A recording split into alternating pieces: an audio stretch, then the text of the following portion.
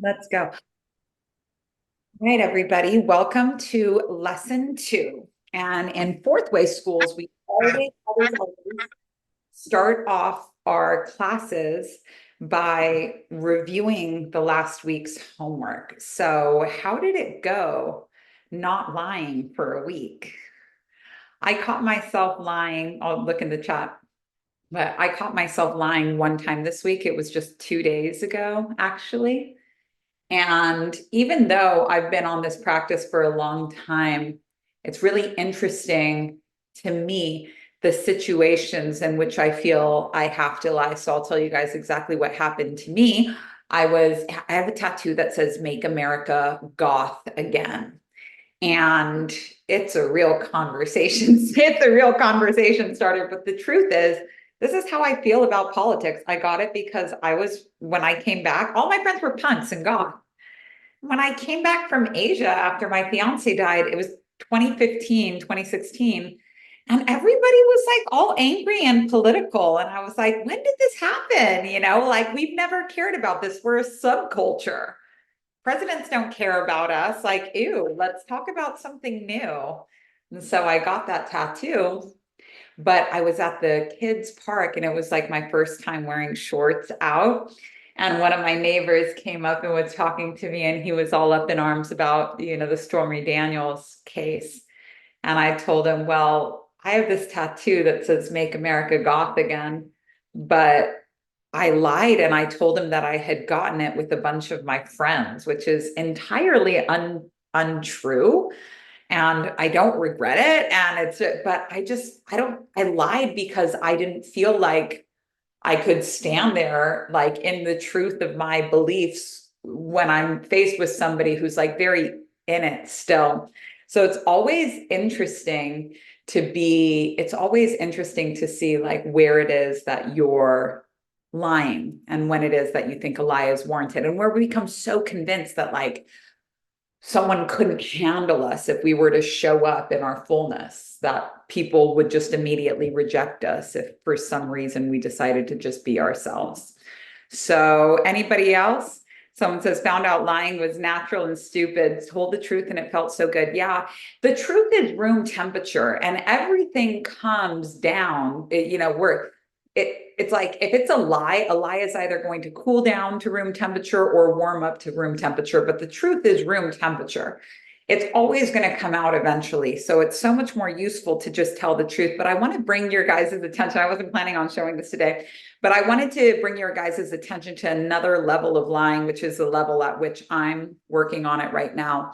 I'm going to share my screen so I can show you guys this exactly. So one of my worst faults is my desire to be right, and it's something that I really actively have to work on. It's something that I really actively have to work on. It's only from experience of realizing how bitter the last word always is in my mouth, realizing that no matter how perfectly I draft the last word, I always regret it. But we've had like some roofing drama here, and the lady had reached out this morning. We have like holes in our roof, and it's been raining, and I feel very entitled to my opinion, very, very entitled to my opinion. Um, the project took way longer than expected, and we have all these piles of garbage in our lawn and holes in the roof, and they keep procrastinating when they're going to come and finish the job. And so the lady is kind of used to bulldozing my husband, and I got an email from them this morning saying, your roof is not a priority for us, but you paying us is a priority for us, so please pay us and then we'll come and finish the job. And I was like, I don't think so. And so, because I'm spiritual and because I understand negotiating, I drafted some really nice, calm emails. I used every negotiation tactic I knew. And I was saying, how can I feel good about making these payments? Payments is priority this. Please do better, yada, yada, yada, but kept it calm. But the degree to which I was waiting for a response to like, what's the tea? Like, what's the drama? How, is my Karen coming out? And my Karen is definitely not my best side. As a matter of fact, I think after learning my lesson today that it might be a good idea that like nobody for any amount of money conjures my Karen, because it's just the worst side of me. But presenting what they got in the email, very chill. Here's my last response to them. Wonderful. So we'll pay when the job is complete. We aren't embarrassed about our roof because we weren't the ones that did the job. Actions speak louder than words. We look forward to writing the check, and let me know if you have other questions. How spiritual, how nice, how calm. Nice little dig there, but very good job keeping it together. But I noticed this feeling inside of my chest, where I'm like, oh, you want to go, bitch? And I said, all right, this is the next level of lying, because in the first level of spirituality, whatever we get away with, we get away with. We're like, well, it didn't come out of my mouth, so I'm allowed to think whatever the fuck I want. No. In the second level of spirituality, we have to take radical accountability for our thoughts as well. So I decided to write down what I was actually saying in my head. And I'm going to read it to you guys in the same calm tone that I read my nice spiritual response. Because if you're thinking it and you're feeling it, no matter what nice little thing you type with your fingers, it's a lie. So here we go. Yes, bitch, shut the fuck up and sit the fuck down. You are toast. Bend the fucking knee.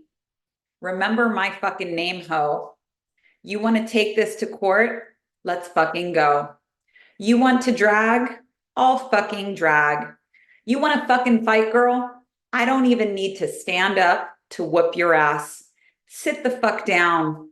Guinevere, that's her name. Guinevere slept around. I had to like bring King Arthur into this, you guys. I'm like going into like the Avalon grave on this one. Guinevere slept around. Get your shit together. Wake the fuck up. Don't come for my bag. Go open a can of dinner, you white trash hoe. This is the next level of lying. This is the reality of who I'm still at war with inside. Now, look, I can work with this. I can work with this. If I thought that just because I'm getting away with the nice emails, where I could literally, I reread these emails so many times, I was like, very, very nice, very good job. Wonderful. I didn't let what was inside of me come out. But you guys, you've been on the receiving end of these nice emails, and you can feel the fucking energy, right? You can feel the fucking energy, no matter how nicely they worded. And it's very like, just fucking say what you mean, say, because no matter how we draft it, you feel the energy that it's being written on. So like, why even lie about it? It would have been so much more authentic of me to just be a cunt about it and be like, bitch, you want to go? Let's fucking go. Let's do this.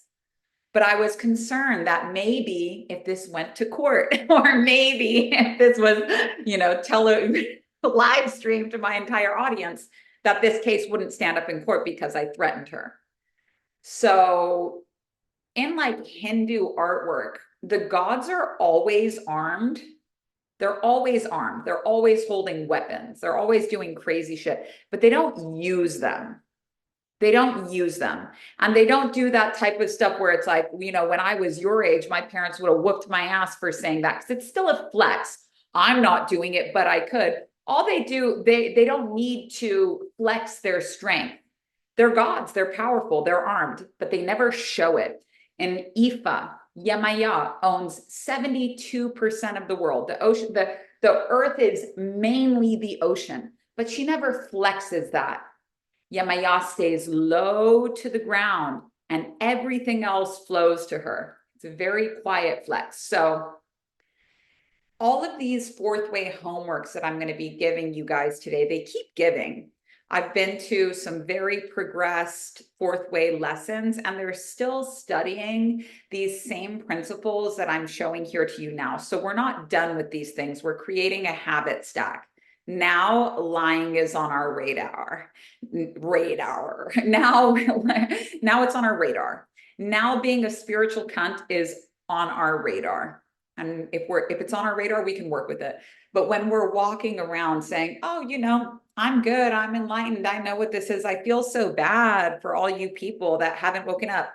I hope you get the healing that you need. Like all of these little love and light, respectfully, like, can we not?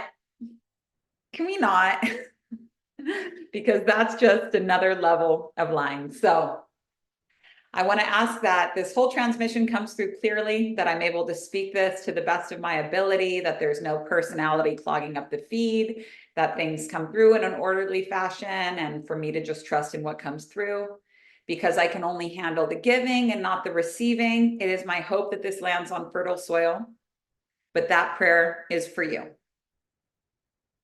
All right, let's take a look at what we're covering today. So there was a couple open-ended questions. When I listened back to the recording from last week, there was a couple questions that I hadn't completely answered. This is not unusual for me. But the first one is that the fourth way, or let's take it back a little bit.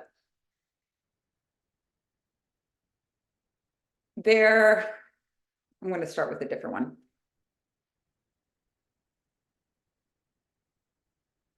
If you're serious about being a teacher, and if you're serious about initiating, this isn't for everybody. There's a lot of people that are just here for personal growth, for personal interest. But as we discuss like how mastery is achieved, you'll realize that every single person is a teacher. And to get ahead, to self-graduate, you have to like tell another person. You have to use the duplicating principle, and you have to put another student at the step that you're at.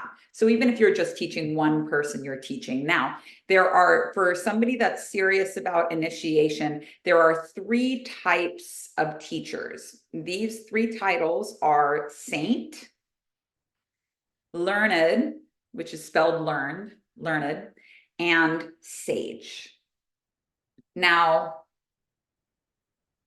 mesoteric, I'll explain what each of these are, but mesoteric teachings, the second level of teachings, all religions have a second level. So I'm going to walk you through some of these levels. The first level of Christianity is Christianity, the Bible. The second level of Christianity is something called Gnosis. Who here has heard of Gnosis or the Gnostic Gospels? Second level is Gnosis. And third level is direct contact with God, or God, whatever the Godhead, the absolute is in each of these paths, that'll be the third level. There's Islam, which is the exoteric. Everyone can have access to Islam. The second level is Sufism. And it's interesting because the exoteric will always like warn you about the mesoteric and be like, no, Sufism isn't the real teaching. The Gnostic Gospels aren't the real teaching. Stick to the by the book if you want to be saved. And a lot of times you'll see people go into the second level and then get scared and go back. So level 1, Islam, level 2, Sufism, level 3, Allah, Supreme, the source. Hinduism, level 1, Tantra, level 2, Brahma, level 3.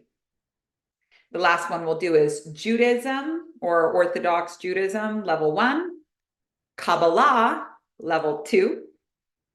And then I don't know what's their Adonai, who's their God. I don't know what the name of their God is. I think it might be Adonai, but I'm not sure. Or Elohim. I'm not sure. I want to get it right, but somebody correct me here if you know what the God is. Someone on Instagram is wondering why I'm not looking at you, and that's because I'm teaching on Zoom. And when we pull up the diagrams, you're really going to want to be able to see it. So thank you so much for reminding me. If you go to the link in my bio, there's the Zoom link and you can come and join us here. This is my priority because everybody's been waiting a long time for this. So mesoteric, second level of all religions. Now, back to 3 types of teachers. A saint is somebody who suffered a lot more than normal, internally and externally. So externally are life conditions. Internal is suffering that you put yourself through because you want to grow. So for example, getting sober, even if you really like to drink, would be internal suffering that you're putting yourself through in order to grow. fasting, completing a difficult workout, becoming somebody that can sit in ice baths. This is intentional suffering. This is something that you don't do because you have to. You do it because you want to. You understand thorns on the outside, roses on the inside. Thorns on the outside, roses on the inside. You put yourself through it because you want to grow. So somebody that has endured a higher than average gradation of suffering, and it changes their being, it changes how they're behaving, they receive the title of saint. Now, the title of saint is only for someone who stays on the same path. So who reaches enlightenment by going Christianity, Gnosis, God. They don't dabble in any of the other practices. Make sense? Cool. Now, somebody who has not endured a greater than normal gradation of suffering, but enlightened by all manner of objective means. What this means is they say, I'm going to awaken like the Tantrikas. I'm going to awaken like the Kabbalists. I'm going to awaken like the Gnostics. I'm going to see how every single one of these practices awaken. I'm going to study all of them like a smorgasbord. I'm not going to stick to one lineage. This person receives the title of learned. And a really good example. Thank you, my love. Taste test? Okay. Thank you so much. Isn't he fab? I had to start a whole new story highlight called DILF Station because of this attitude that he's been getting me all the time. So title of learned is for somebody that didn't go through a lot of suffering, but they awakened by all manner of objective means. So a really good example of this would be like Neville Goddard. He grew up in a privileged family, Barbados, had all kinds of money thrown at him. And a lot of people like Madame Blavatsky and a lot of the fourth wave people, actually, they were able to become spiritual seekers because of the degree of privilege that they've had in their life. So you don't have to suffer to become a teacher. You don't have to suffer to be awakened. If your life conditions didn't provide you with that, that's totally fine. This is your path. And what you're going to focus on is not resting on the laurels of, oh, I awakened via Tantra, or I awakened via this, but you're really going to look into what awakening looks like at all of these practices and aggregate information. The third and final one is somebody who experienced a higher than average gradation of suffering and then awakened by all manner of objective means. So this is a combination of the two: high gradation of internal and external suffering, plus awakening by all manner of objective means. This person is given the title of sage. And in spiritual schools, these titles aren't things that, you don't get this stamped on your forehead and you're like, okay, cool, I'm done learning now. What it is it lets you know the trajectory for your practice. So I don't think it's useful to share mine here. I've done it in the past, but the reason why I'm sharing this with you is that every teacher that you come across is going to try to claim you for their lineage. And 2/3 of teachers are here to sample many different things. If you are here to sample many different things, then breaking up with and leaving a teacher is something that you're going to have to become an expert at. And who here has ever been burned by a relationship with a teacher? Yeah. Who here has ever had a shitty life coach? Who here has ever had like Ruby Frank is probably really feeling this right now because her mentor and her are now in jail for following this way. You can't repay a teacher in 10,000 lifetimes. You can't repay a teacher in 10,000 lifetimes. No matter how shitty they are, you can't repay a teacher in 10,000 lifetimes. Period. But when you outgrow a teacher, when you become aware that learning isn't possible, when you become aware that you're like, I just don't feel like I'm getting any more from this situation, you need to learn how to leave right away. And how to leave elegantly. This is the mantra. You can't repay a teacher in 10,000 lifetimes. Thank you so much for what you've taught me. I'm going to unhook some of the stories that you've put on me. For example, it will take you 10 years to achieve this goal. Just because it took your teacher this long to achieve something does not mean it's going to take you that long. And if they're any good, it definitely shouldn't take you that long. So unhooking from the timelines that your teachers have put on you, unhooking from the rules your teachers have put on you. Who here has had a teacher that said you're not allowed to charge for these things? You're not allowed to charge for these things, period. Or you can't do it like this, or never mix practices, or so all teachers are human. We're not expecting perfection out of teachers. Anyone that can open the door for us, we open the door. We're stealing everything we can from a teacher.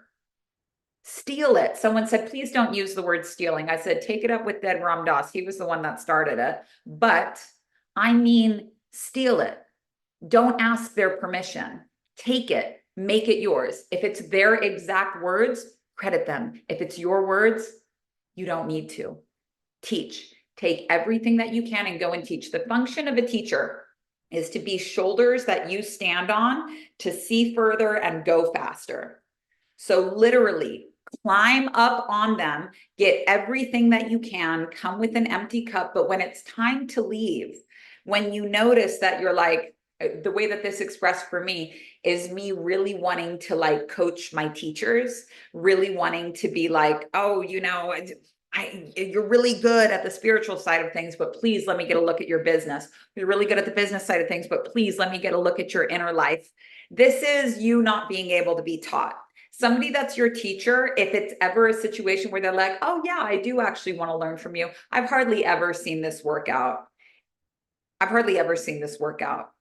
Especially if you're like, you can pay me to learn from me what I paid you to learn from you. I've hardly ever seen this work out. It's okay to just be in a space of learning with the teacher.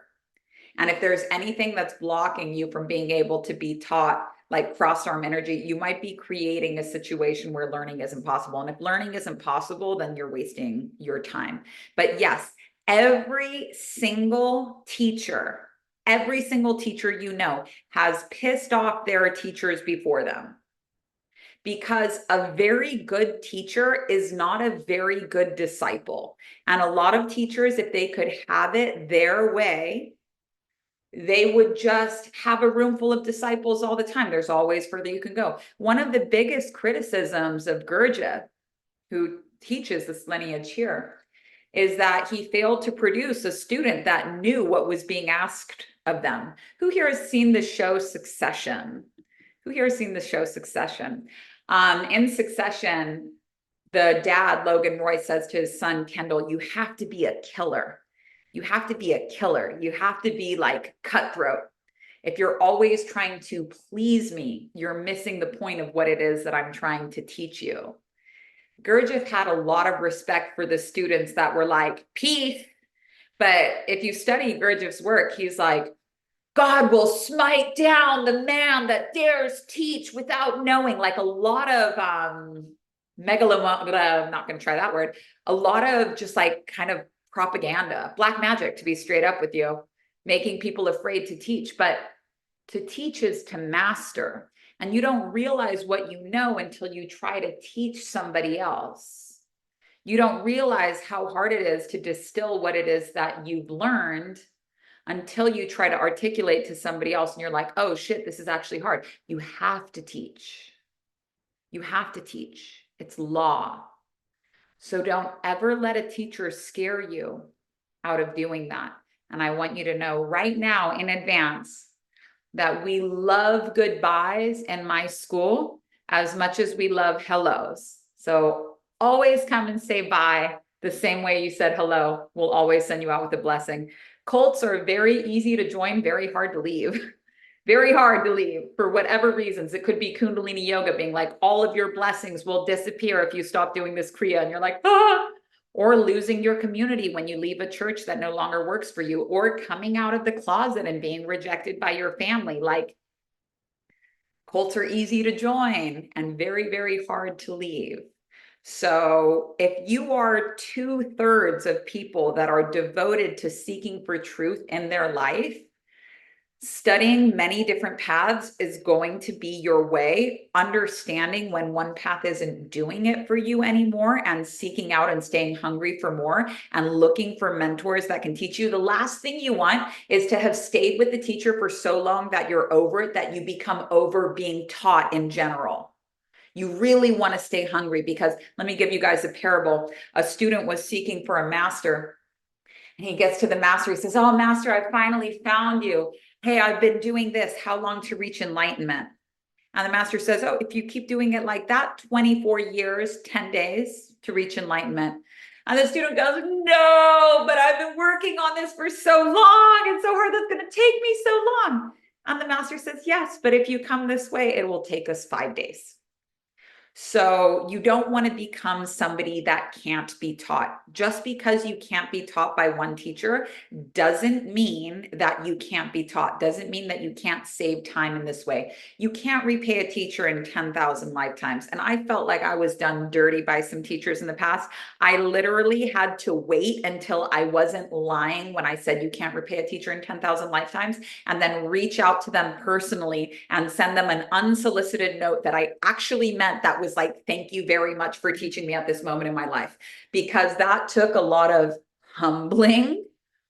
Now I'm just trying to be grateful to teachers and leave before it gets to a point where I'm like bitter about it. Okay. So that our gang's cults, nowadays you could call anything a cult. So we'll just breeze by that one. All right, you guys, I'm so excited to share my presentation with you. Oh, so that the fourth way is not coming from, the fourth way is unique because it's not the second level of any religion. So there's no religious background needed to understand things in the fourth way. We're going to use a lot of, I break down the parables of Jesus a lot, because for an Anglo audience and also just my personal background, this is what I know the best. I'm still being exposed to the different prophet stories of other religions as well, but I'm pretty limited in that. But that being said, if you have religious conditioning, this can be very useful for you on your path. You just have to know that there's hidden teachings in them, and seek them out, and it'll become that for you. Like, I never thought that I would say about Jesus, you can't repay a teacher in 10,000 lifetimes, but I'm very happy for how well I know the Jesus stories, because I don't have to look them up to find the deeper meaning. I can remember it, and now the deeper meaning is there along with it. So the fourth way is interesting in the sense that there's no theology, there's no God. It's not the second level of another religion. It's just its own thing. Now, there's not a lot of love in the fourth way. There's not a lot of surrender in the fourth way. And this really drives a lot of fourth way students crazy. If you look at the trajectory of some of Gurdjieff's top pupils, like P.D. Uspensky, who was really under Gurdjieff, couldn't grow under this teacher anymore. He was a very accomplished teacher of his own, had published 2 really big like metaphysical books, which was huge for that era. He came across Gurdjieff, was Gurdjieff's main student, wrote the book In Search of the Miraculous that was published only after he died. But he was very like by the book with Gurdjieff. He wasn't a killer, you know, he was following the rules. He was trying to please his teacher. He wasn't a disruptor. And he broke up with Gurdjieff, and then spent the rest of his life, he became a raging alcoholic, and spent the rest of his life trying to go contact students he had taught in the past to be like, "Don't waste your life on this. Like, I wasted my life on this. Please don't do it." He didn't break up with his teacher early enough, and it had taken up all of his life. If you're 2/3 of teachers, breaking up with teachers is going to be your norm. Osho pissed off his teachers. Gurdjieff pissed off his teachers. Nietzsche pissed off everybody. Like, everybody pissed off somebody to become a teacher. And the ones that never pissed off anyone's were disciples. And in the world of disciples, there's only one successor, and it doesn't usually last. So I wouldn't really recommend this path when there's so many options, unless you really find that teacher for you where you're like, "I lay at your feet, I renunciate everything, I'll do whatever you tell me to do." But I think that we have a bit more will nowadays. That could be a blessing and also a curse. So fourth way, not the second level of any religion. It's really like its own unique thing. And that's why I like it. So the other thing is that I mentioned the criteria, my criteria for selecting a teacher, and I forgot to tell you the other 2 parts of it. The first one is, have they been where you want to go? We discussed that last week. Second one is, do they speak your language? Do they speak your language? So I learned this enlightenment process from another teacher. You guys have one of the graphs on your chart, but I might be able to show you here. This objective awakening approach really changed my life, but it was a very mathematical language, and that is not something that I speak at all. It was actually very, very difficult for me. Let me see if I can show you. This is an example of one of the things that you are supposed to study to be able to enlighten in that way. Like I said, things can be calculated by math, they can be calculated by light, and they can be calculated by music. This is a very, very, very mathematical approach. I wonder if I have another screenshot for you guys. I didn't understand any of it, but I was determined to awaken. This teacher likes to be known as the man from Texas. He just died recently. But I really, it hurt my brain to get through the $300, like I think maybe 500-page book and get through just the preliminary test was like very stressful for me. And I was doing it with a group as well, like my study group. And basically everybody that was studying it with me was like, can't we just skip to the end? Like, do I really have to study all of this stuff? And I wasn't able to, I didn't want to just trust on it and be like, yeah, we don't have to study all of this stuff. How could I know if it's something to be discarded if I haven't even looked at it? But it took me a very, very long time to be able to get through all of this work. I don't have the other screenshot of like the pie graph, but that one's in your email. It's really, really hard for me to understand. And I actually reached out to this teacher and was like, please, like, I don't get what you're saying in this book. Math is like not my thing. Please, can I come and study with you and we can film it and it can be a visual workshop that you can leave behind for your students if we could just get this explained in a different way. And not only did he like reject this completely, but he was much older, but he accidentally hit like reply all and sent me the response that was meant for his team. And he was just like ripping me to shreds. Like, what is wrong with this woman, basically? So in my defense, I was smoking a lot of weed at the time. So I wasn't or not in my defense, in his defense, I was smoking a lot of weed at the time. So I probably wasn't very clear in my language, but you can't repay a teacher in 10,000 lifetimes. And the only reason I know how to teach this process is because I learned it from him. But when I became awakened from this method is awakening your mind. It's activating these psychological components of your mind that are there but are not currently in use. And this is what we'll be discussing today. I had awakened by my mind, but I hadn't changed my being. And so it turned into an enormous ego trip for me. And there was no disclaimer on this. There was no disclaimer that's like, look, if you're awakened, it doesn't matter what's going on with you mentally. If you're behaving like a fucking dickhead, then you're not awakened. Like I said, there's not love in the fourth way. There's not surrender in the fourth way. It's all calculations. You can calculate your way to infinity. You can calculate your way to enlightenment. But if this isn't changing who you are, then you will be as big of an asshole as I was. And the only thing that was worse than me continuing to behave like such an asshole was the fact that the reason I wanted enlightenment was so that I could claim that authority. So I was constantly explaining to people with my exact calculations how I was enlightened when my behavior would suggest very much otherwise. Very much otherwise. So let's go into our little presentation now. If I can find it, we'll talk about the line of knowledge and the line of being. Very mortifying, you guys. I would, like I was spiritual and everything. So I was doing my best to not be a cunt, but it really wasn't working all that well. And let me just hit present on here. Whoops, I gotta do this in a second. Every time I didn't get my way, I would just like raise hell. So let me share the screen. I'm going to do questions at the end. We have 90 minutes of lecture, and then we're going to have about 40-ish minutes of questions. So let's see if I can show you guys this. Everyone can see? Okay. So in life, and if you guys are on Instagram and you really want to see, trust me, it's cool. I stayed up, woke up very early today to make these for you. There's a Zoom link in the link in my bio. So there's two lines of life. We have the line of knowledge, which is horizontal movement, and we have the line of being.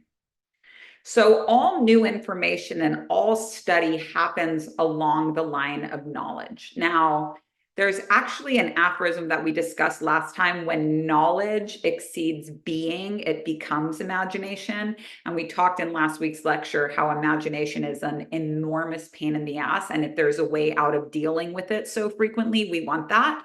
So, two lines of life. Now, if we were after change, then we would take in a lot of knowledge and we would change a little bit piece by piece. So for example, if you had a cavity and I said, I'm going to trigger all the tooth shame people, I'm in there with you guys, but I'm getting over it. If you had a cavity, or let's say like a root canal, you had nerve pain in your teeth, they were like, okay, so what we're going to do, I'm going to paraphrase a comedian that I heard recently. What we're going to do is we're going to move along the line of knowledge or the line of change. So what we're going to do is we're going to numb you up, and then we're going to drill into your tooth, and then we're going to remove the tooth, and we're going to remove the nerve, and then we're going to pack it full with other stuff. And now you have a dead tooth in your mouth. And now we're going to put a crown on it. We're going to put a little hat on this dead tooth so you don't know it's death. And then we're going to say, we saved it. We saved your tooth. And that's what change looks like. If we are only moving across the path of knowledge, we're changing. So when I did this original method from the man from Texas, he's pretty easy to look up. I just know he didn't want his name mentioned. But if you look up the Blueprint of Consciousness and you're interested in the mathematical approach, it's a really good podcast. The book is like $300, but they give you every piece of the book actually like as a podcast. And I'm all about collaborative teaching. The podcast is called The Blueprint of Consciousness and it's really, really good. The only thing is he won't give you the objective exercise. You have to pay for that. And I'm also teaching you the objective exercise, but a teacher has to speak your language. So if you need something more concrete, I want you to awaken no matter what. So if you need something that's more mathematical, if the numbers are soothing to you and doing like calculations, like advanced calculations sounds like a jam to you, I would definitely look up this teacher. Blueprint of Consciousness is the name of the book. But when I had this experience, I took in a lot of knowledge. And as a result of taking in all of this knowledge, I awakened, but I was a monster. So being would be if we transformed something. This is the line of transformation. So if I was to regrow a tooth, or if I was to use powers not known to the common world to reverse my tooth pain, and I know a lot about holistic dental care, and I haven't been able to achieve this yet, but if I was able to reverse all of that to grow a new nerve, then my tooth would be transformed. And who I was alongside with it would also be transformed. I would be a really different person because I'm like, wow, if I could heal this, I could heal anything. So it's really important to work on both lines because knowledge are steps to the side, but being is step upwards. And to stand out in your industry and to really be somebody different is not a function of knowledge alone. It's a function of being. So as you can see here, I made a little ramp. I literally was making this at 10:58, 2 minutes before I was scheduled to be here, trying to get this ramp perfect. We always start on the line of knowledge, and it creates a ramp for us to be able to take that knowledge and apply it to our being. So we have to start with knowledge, but I really urge you to not just take this in. This needs to change your behavior or it's for nothing. And this is just not something that you're taught in the fourth way. I want to urge you from the very beginning of studying this course to not forget about love, to not forget about compassion. And the people that have best results with fourth way studied it, but not exclusively. And supplemented it with another practice. Some classic combinations are like Zen and fourth way together. That's the Osho combination, also Tantra. A lot of people did this with like Native American traditions like sun dancing and sweat lodge. For me, I'm still figuring it out. I use a little bit of everything. I use a little bit of everything. I actually haven't even studied one bit of the Kabbalah, so I'm very interested in what kind of doors could open once I went down that path. But right now, my main get downs are Greek mythology. The psychological significance of the parables of Jesus is very interesting to me. And I'm still cracking into Zen. I spent quite a lot of time with Tantra. I guess I'm influenced by Tantra, but I'm like Sizzlers, baby. I got a little scoop of everything. I got a little scoop of everything in here. So let's pause this, and I want to tell you guys how we fell asleep and how we can awaken. So I actually need to go. Someone says, I see this like book smart. Exactly. And how many times have you gotten in your life?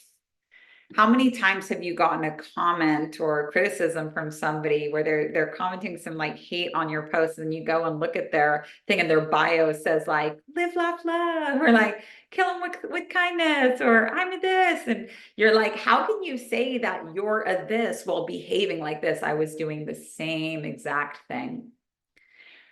So this is a significant piece of homework. If you guys have the opportunity to look at the screen, you guys can get the Zoom link in my bio. But this is something that you guys are going to be working with for a really long time.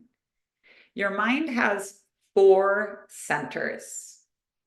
There is the instinctive center. This is one that you're born with.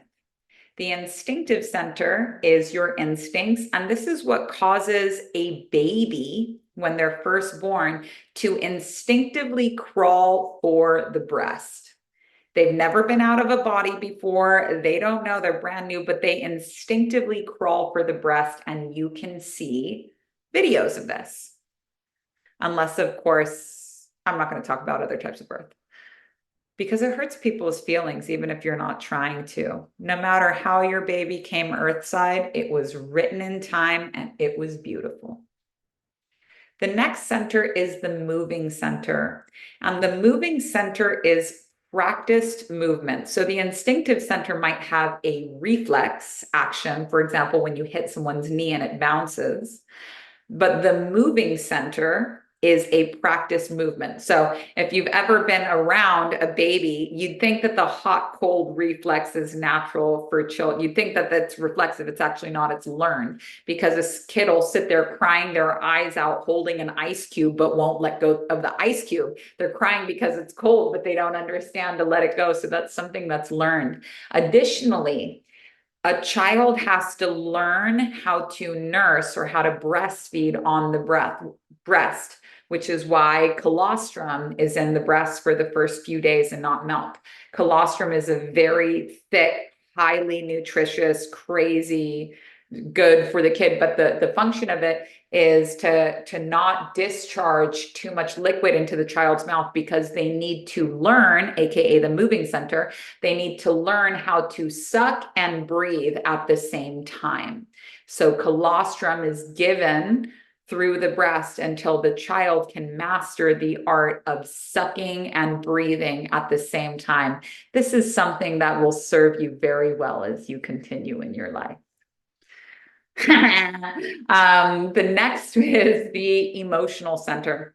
And the emotional center is the home of feelings.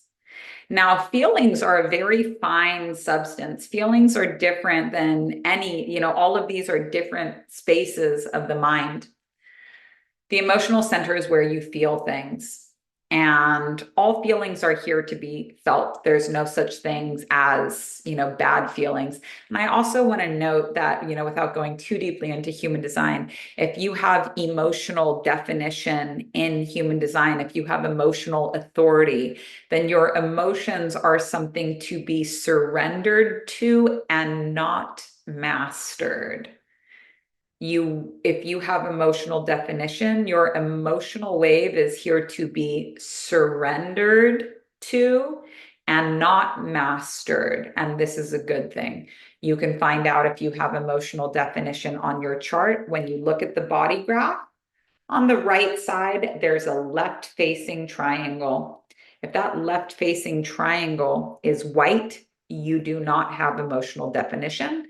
If the left-facing triangle is filled in, then you can master your emotions. One is not stronger than the other. It's just a good thing to know. I think it's torture to recommend that somebody try to change something about themselves that isn't changeable. I think it's the worst thing that you can do is encourage somebody to be different than how they are, especially if it's something that's not going to change, you know.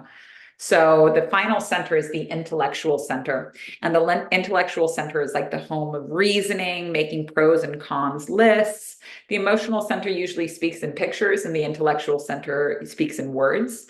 And the interesting thing is that, like, the intellectual center can talk you out of any other center. So, for example, let's say that you're walking home late at night, you're about to go down a sketchy alley, and the instincts come in and say, no, no, but no context. They'll never give you a reason why. No, no. The intellectual center could be like, shut up, like, shut up. Then we go to the moving center. The moving center says, we've done this before. We've done this before. We have a memory of doing something like this before. It might not be the same thing, but we don't want to go down this way. But no context. No context. And the intellectual center can be like, shut the fuck up. Legs, move, go. Shut up.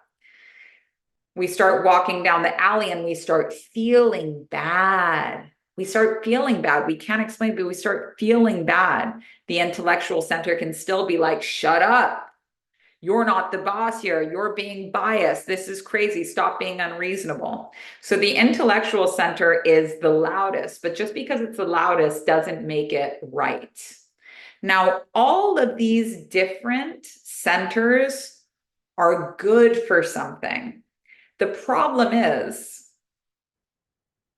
if we were to think about this as like a gardener, a cook, a mechanic, and a model. If we have the model doing the mechanic's job, it's not going to work. If we have the gardener doing the cook's job and the mechanic doing the gardener's job, like, we have all of these functions, but what's usually going on is that they're not in agreement about what needs to be done. Problem number one, they can't all agree on one thing. For example, your moving center says it's 7 a.m. Let's get out of bed. We do this every day. Let's do our morning routine and work out without thinking about it, because we don't need to think about something we do every day. But then the emotional center says, I don't want to. I don't feel like it today. I'm such a failure because I don't feel like it today. And the intellectual center is like, here's all of these different ways that you could get out of it, but half of them are going to make you feel good about yourself, and half of them are going to make you feel bad about yourself. And the instinctive center is just AWOL, like, we don't even know where they are. So the problem is that we have all of these centers, but they usually don't agree on one common goal. And a lot of times we're doing an intellectual job with our emotions. For example, you get a bill, which you weren't expecting, which is going to overdraft your account, and you've become incredibly emotional about it. And you have every right to be emotional about it. But we don't want to call customer service from our emotions because it's going to take us a really long time. The emotional center might not be good at doing that conversation. We might just need to show them the data. Hey, look, this isn't emotional for me. I paid this bill, but it's not showing on here. This is a 2-sentence job from the intellectual center. Sometimes it's a conversation where maybe you are in the wrong and the emotional center would be the right person for the job. The emotional center could call and be like, look, I accept that this is my fault, but I really can't swing this bill right now. Emotional center to emotional center, is there any way that you could help me? But if we get the intellectual center to do the job, in comes Karen. Technically, I'm going to speak to the manager. I'm going to speak to the more manager. I'm not emotional. I'm in the right. I'm going to find and it can just take way, way, way longer. If the moving center was doing the emotional center's job, let's imagine that you're arguing with a new partner, but it's the same argument you get in with every partner in the past. You always say the same thing. Everyone I love always leaves me. You can't trust men. Let's say that that's like a mechanical sentence that always, you can't trust men, or you can't trust women. You can't trust, you can't trust, you can't trust. Your moving center said this so many times that it's like your default setting in an argument. And you can't tell that, like, this isn't true in this situation. This is an old hat. This is an old story. Why am I bringing this up from the grave? It's not even relevant to this discussion. So we have all of these centers, but they're often doing each other's job and not all in agreement about what to do. So this is why you're not really getting results in spirituality, is because so often you're just dealing with your four screaming children. The four screaming children inside your mind that can't get along for anything. And you're having to do the same work over and over. Don't be negative. Don't be a cunty hook. Get this together. Do what you said you were going to do. Stop procrastinating. You're constantly, you don't have the energy to do miracles because all of your energy is trying to placate your four screaming children that don't get along. Nod your head if this makes sense. It's a lot of energy. So something that we have on today's class list is, what are miracles? Miracles are demonstrating a life that, or an action that requires less laws than most humans have. And we used that analogy last week of the man missing his flight, but saving his life. But Jesus, for example, if you read the Essene Gospel of Peace, you see that he did his greatest miracles after periods of intense fasting and intense prayer, raising the dead after a period of intense fasting. Miracle work is building up force and then directing that force wherever you want. So when you're not taking in food, you're building up force, you're building in energy. When you do Kundalini yoga, you're building up force and you're directing it somewhere. Kundalini yoga is really good for that. Be able to isolate Kundalini yoga from Yogi Bhajan. Building up force and then directing that force somewhere. So in Kundalini yoga, you do this like 90-minute class where it's like all of these repetitive motions. So right into the moving center, you're not thinking about doing the motion. So your brain can focus on something else. Your emotions are being tamed. Kundalini yoga forces your body into a unified state. So that's why it works really well. And then they give you something specific to focus on. Now visualize this thing that you want. You take all that force that you built up and you send it in that direction. Now, in order to do miracles, we have to have force. If you're always putting out the same fires from your four screaming children, you're not going to have any extra energy. Also, think about a time where maybe you were building up some really good force. You had your morning routine to perfection. You did yoga, you drank lemon water, like you were doing it right. You didn't have your phone on, nothing. Then you turn your phone on around 1 p.m. after a perfect morning and all of this extra force. And your sister-in-law left you a shitty comment or something happened and you immediately lose all of that. Some random person that you have no control over was able to just show up in your life and take all of your force away. So fucked up, right? That sucks. That sucks. If other people can just come in and steal our force, that sucks. So part of emotional fitness and part of becoming aware is making it so that nothing can destroy this. Nothing can take away this force that you've created. You have a protective layer that allows you to build up this force as high as you want it and then direct it towards anything that you want to do. And force is accrued in many different ways. There's semen retention, there's fasting, there's minding your impressions, there's breath work, there's physical work, there's all kinds of ways that you can build up force. The building up of force isn't as much of a problem as losing force always is. So when we are trying to build a heightened state of consciousness, everything needs more nourishment in the beginning. So when you're planting seeds in a garden, you really have to watch these plants. They need the perfect, they can't get too cold because they're just a little baby plant. But once they've started to grow up a little bit, you can replant them. They can take a little bit of jostling. They don't need so much water. Similarly with a small baby is going to need a lot more care and attention than a full-grown child will. So everything needs more. It's a law of the universe that everything needs more nourishment in the beginning. So as you start wanting to carve out a new path for yourself, you're going to need a lot of force. You're going to need a lot of force. And if we're constantly losing our force, we're never going to be able to do miracles. We're never going to be able to grow.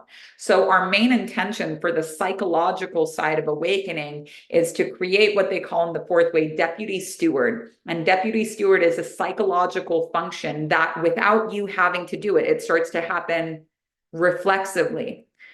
Deputy steward makes sure it's like a foreman for your mind. So it keeps them united on a common goal, as well as makes sure that the gardener is in the garden, the cook is in the kitchen, the model is doing a live stream, and the mechanic is working on cars. That's literally something that can be achieved, and I'm going to show you how.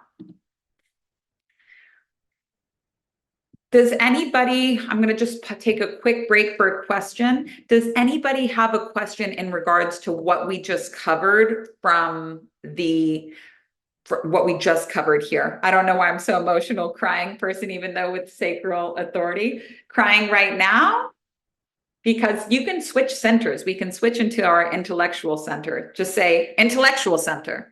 What are these 4 children fighting inside? So the 4 children fighting inside, and this is going to be the question that I answer, and we'll come back for more later. The 4 children fighting inside is your intellectual center, your emotional center, your instinctive center, and your moving center. These all have a lot of energy. These are very rarely united towards a common goal. Usually they all want to do different things. Emotional wants to stay in bed. Moving center wants to have coffee. Intellectual center wants to go into email. Instinctive center wants to go back to sleep. So all spirituality, every single lineage, every single book is built on the assumption that when you say you want to do something, you do it, that you're one autonomous human being that just does what they say. And then people really like to layer more stuff on this and be like, we're all gods. No. And actually, to break down that statement, because it's one of my pet peeves, and not my pet peeves, it's something the fourth way pointed out where I was like, oh my God, you're so right. This like, we are all gods. We are all gods. That's literally like a lieutenant or just a regular soldier saying to a general, oh, well, we're all generals. No, you have general capabilities. Please check your mute.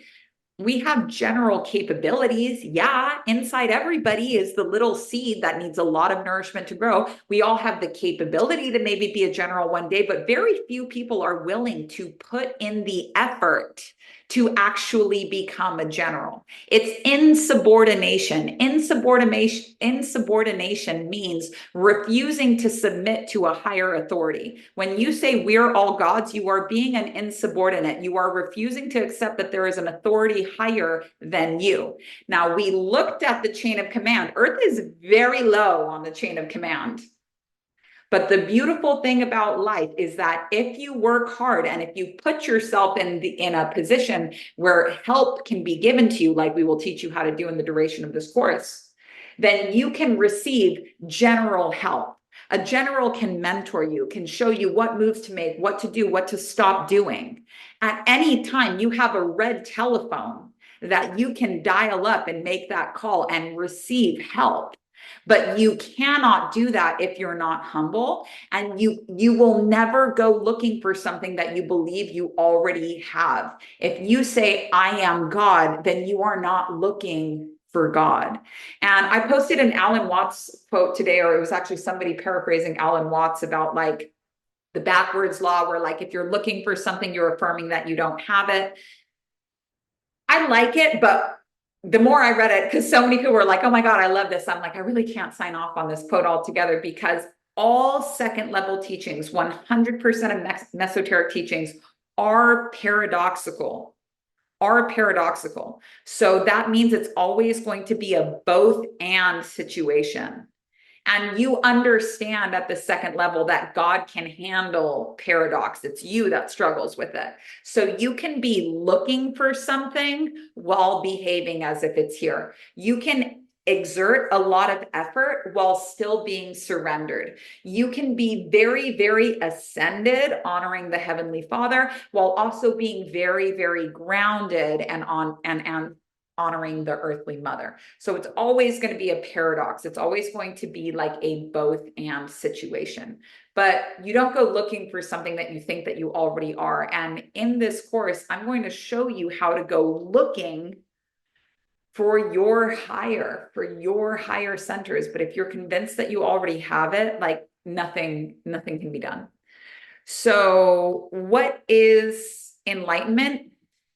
Each one of these centers is actually divided into 4 smaller centers. So, and it'll be these same ones over again. I'm going to breeze past this. You guys can go research it later, but for this particular expression of fourth way, we're doing fourth way for a very specific aim here: achieve objective enlightenment. So we're only teaching what's relevant to this task, or what I feel. If you speak my language, this is what, from my experience and having graduated students here before, this is what I feel is relevant to the task at hand. The mathematical side of it believes very different things are relevant. It's basically convincing you through math that like this is your right and you can achieve it, but you're basically learning from all of these different advanced mathematical calculations how this achievement exists in math. And that's that lineage. So if you love math, like you'll really, really, really like that. But I'm just going to breeze by this part. But each one of these centers are actually divided into 4 like sub-centers. And so the emotional center will have an intellectual side, an emotional side, an instinctive, and a moving side. What this means is that I'm not going to go into it because we could really get lost here, but each of these 4 centers has 4 smaller centers that mirror these same intellectual, emotional, instinctive, and moving. But for what we're studying, each of these 4 centers have 3 functions: automatic functions, which you're born with; reactive functions, which you're born with, or which you learn; and controlled functions, which is awakening. When we play woke bingo, we'll talk through exactly what the automatic, reactive, and controlled functions of each of these centers means. And we'll do that at the end. But to take it back to here,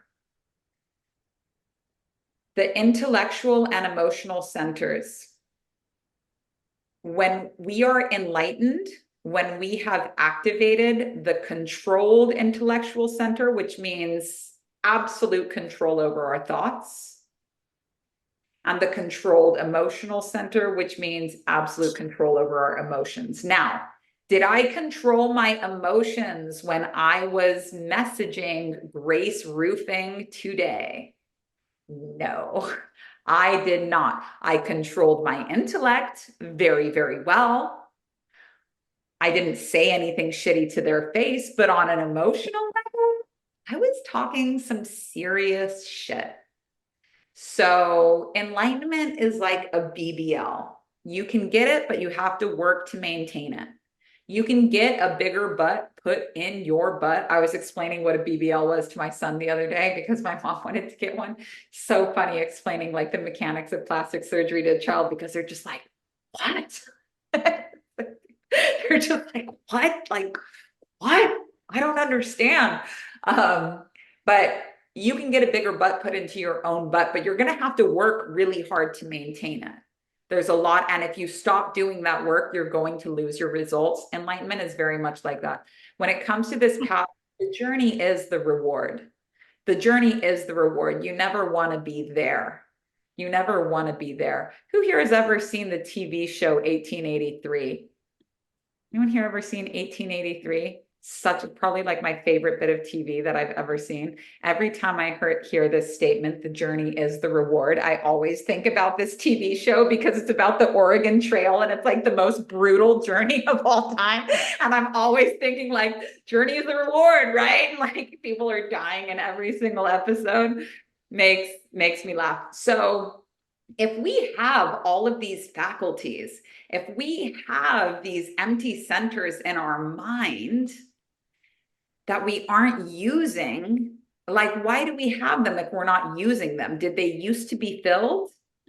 Here's our question of the day. How did we fall asleep and how can we awaken? How did we fall asleep and how can we awaken? So let's imagine a caveman. And let's imagine that a caveman had to get any food or to get any water or to leave the cave in general was like a life or death situation. So as the caveman is saying, okay, like I'm very hungry. My family depends on me and I need to go get us food. They walk towards the mouth of the cave and they're listening with their whole being. They're listening so much that the rest of the world is stopping. Every hair on their body is pricked up. Controlling their thoughts much? Absolutely. There is no thought going on whatsoever. Emotions? Am I going to die? Are they going to die? There's no time for that. In this moment, they are totally and fully sensing with every fiber of their being. They are completely unified in this moment. And a lot of times we have these little glimpses, this little sartori when we're really scared. Or who here, if you're taking a child's temperature with your hand and the whole world stops because you're just focusing on reading the heat with your hand and everything stops. Zoom just popped up and says, looks like you're done talking to me. Girl, I haven't started yet. That's because my hand was raised. So it used to be that for our life, please check your mute. It used to be that just for our life, we were required to use a lot more than what we're using now. So think about this. If we have someone can, guys, I'm going to have to just check and see who's talking here. It can really take me out of my flow. Please just give yourself a little check here because I really don't want to be distracted. And I always fucking run my mouth like, oh, thank you guys so much. The fucking shit because my moving center is just talking, right? My intellectual center is like looking for where the mute is being like, wait, I have to fix this. And so because my intellectual center isn't governing what's coming out of my mouth right now, my moving center is just like yada, yada, yada, yada, yada, yada. And I hate it. So that's Shannon. If you could mute yourself, please. Shit, I almost muted myself doing this. So it used to be that we just used a lot more of our faculties than we do now. So think about it if like things were to change. And we also have Ashley muting. Guys, what I'm going to, because I don't want to call anybody out. I don't want to call anybody out. I've literally been the person off of mute so many times. The thing is, though, is that if I say, can you guys check your mute? Check and see if it's you, because then I have the group mute on, because then I'm going to have to start like calling you guys by your names. And I don't want you to feel like you're being targeted like that. That's not my intention. So we used to use a lot more of our faculties than we did before. But think about it, if like, you know, as we grew and we were like, you know what, we need less predators in the world. So we got rid of all of the predators and we built fences and we moved ourselves and we created guns and we found all this way to make things safer, but we did so at the cost of our own minds. We didn't know, and that's okay, but that's why these places are dormant. So think about it like this. We evolve. It no longer becomes dangerous to go get food. We've developed agriculture, more intellect. Now we know how to grow our own food. Our intellectual center is getting fed like crazy, but our sensing is taking a hit. And now, where it used to be this moment of supreme consciousness before every time you left the cave, one of the kids could be going out of the cave and the other kid could say like, hey, would you grab me an apple from out there? and it's just done, and it's just done for them. So from the fourth wave perspective, when it comes to teaching kids, they're very adamant that like everything that a child is taught should be in response to what it is that they're interested in, that you should never have a curriculum, that you should just be prepared to put things down when they have a question and to answer the question to completion, which is definitely easier said than done, but doesn't take very much time. It's fertile soil. When they're asking you a question, whatever you plant there will grow. But they're also very interested in how can we heighten this, how can we heighten the senses? How can we create situations where we're like, okay, let's listen really closely for the birds. Let's go be quiet in the woods. This sounds so nice. I have yet to do it with my kids, sorry. But you know, let's go sit in the woods and let's listen. Let's close off all of our other senses. And let's listen until we can hear like the faintest sound, or like what they said in Shogun, behind the eightfold fence, you can hear the rocks growing. You can hear a blossom, a petal from a blossom following. Like, how much can we turn up the senses? Or for the instinctive center, for the controlled instinctive center, can we stay in cold water without becoming cold the mood? You know, there's cold the feeling, but then there's cold the mood. Cold the mood is brittle energy. There is hot, people say hot and bothered. There's hot the feeling, and then there's hot the mood. I can't take it anymore. I'm fucking dying in here. There's tired the feeling, which feels a lot like being stoned. And then there's tired the mood, when you're like, oh, I'm so fucking pissed off. Everybody's gonna fucking get it today. There's being able to separate what it is from what the body is experiencing from the emotional story that we're drafting about it. This is all good school. This is all good school. And also, when it comes to really honoring the expression of feeling as well, is also really important. Rilke has a poem, and in it he says, what is it like, this intensity of pain?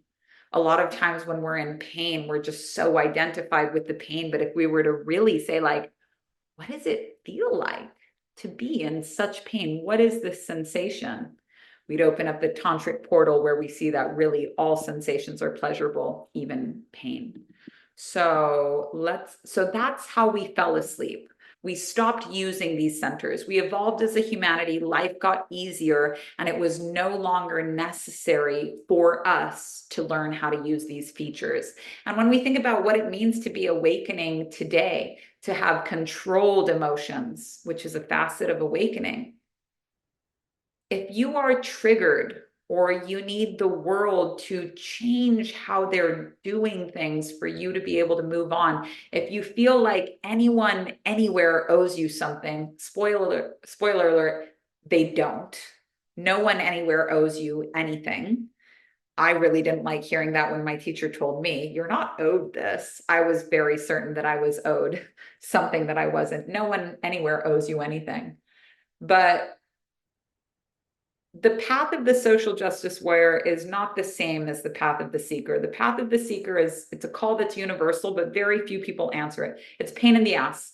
The path of the seeker, we are always looking to take more responsibility. We want all the responsibility, because if we don't have the responsibility, somebody else has it. If we have the responsibility, we have the power. So we are always looking for places where people are neglecting their responsibility so that we can pick it up.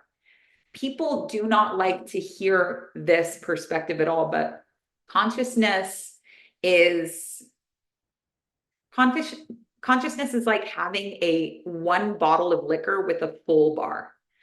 One bottle of liquor with a full bar. If everybody in the bar says, we want to sip, we want to sip, we want to sip, then nobody's going to get drunk. But you've experienced this. Many people don't want consciousness. They don't want it. Not everybody incarnated to awaken. Not everybody is here to wake up. And the judgments that you have about it's so wrong that they think like this. I have to save my mom. I have to change their mind. I have to rehab my boyfriend. I can't just let it be. This is actually your responsibility. Because if 95% of the bar says, we don't want it, we don't want it, then that means that me, you, and a small group of friends can get twatted down at the end of the bar on one bottle of liquor. So not everyone is here to awaken. And when you're in the first level of spirituality, it's like your mission to wake people up. It's like your mission, everyone's got to wake up. The more people need to think like I do, more people need to be like me. Like, I got to wake people up. Doesn't matter if you don't like it. This is what's true. This is what you need. Honey, leave them. Leave them for real, because we exist on Earth, and Earth has many little cogs and wheels. For some people, it's their destiny to do things that you would hate to do. To do things that you want more things than other people do. And if everyone in the world wanted it, it would be like if we had a little bit of gold and we were trying to paint our whole house with gold. It's just going to look like shit. It would have looked so much better if you just kept it concentrated in this one little area. And people have a really hard time with this because it is so much easier to be constantly plunging your hands into other people's business than it is to observe something happening like a sage doing nothing. The greatest power in the world is to not even lift one finger. And you realize how hard it is to just observe that something is happening without trying to change it. So I want to present what's in it for you. What's in it for you when people reject consciousness? First one's on me, baby. Come on down to the end of the bar. Come on down, black out with your rack out, honey. We're going to get, come on down, come on down here. So good moment to pause for questions. Good moment to pause for second questions. I was a bartender for 11 years, so I do love this. We'll move into woke bingo after this. Well, I love you guys too. Okay, cool. So, all right, wonderful. You mentioned will being an important key to this work.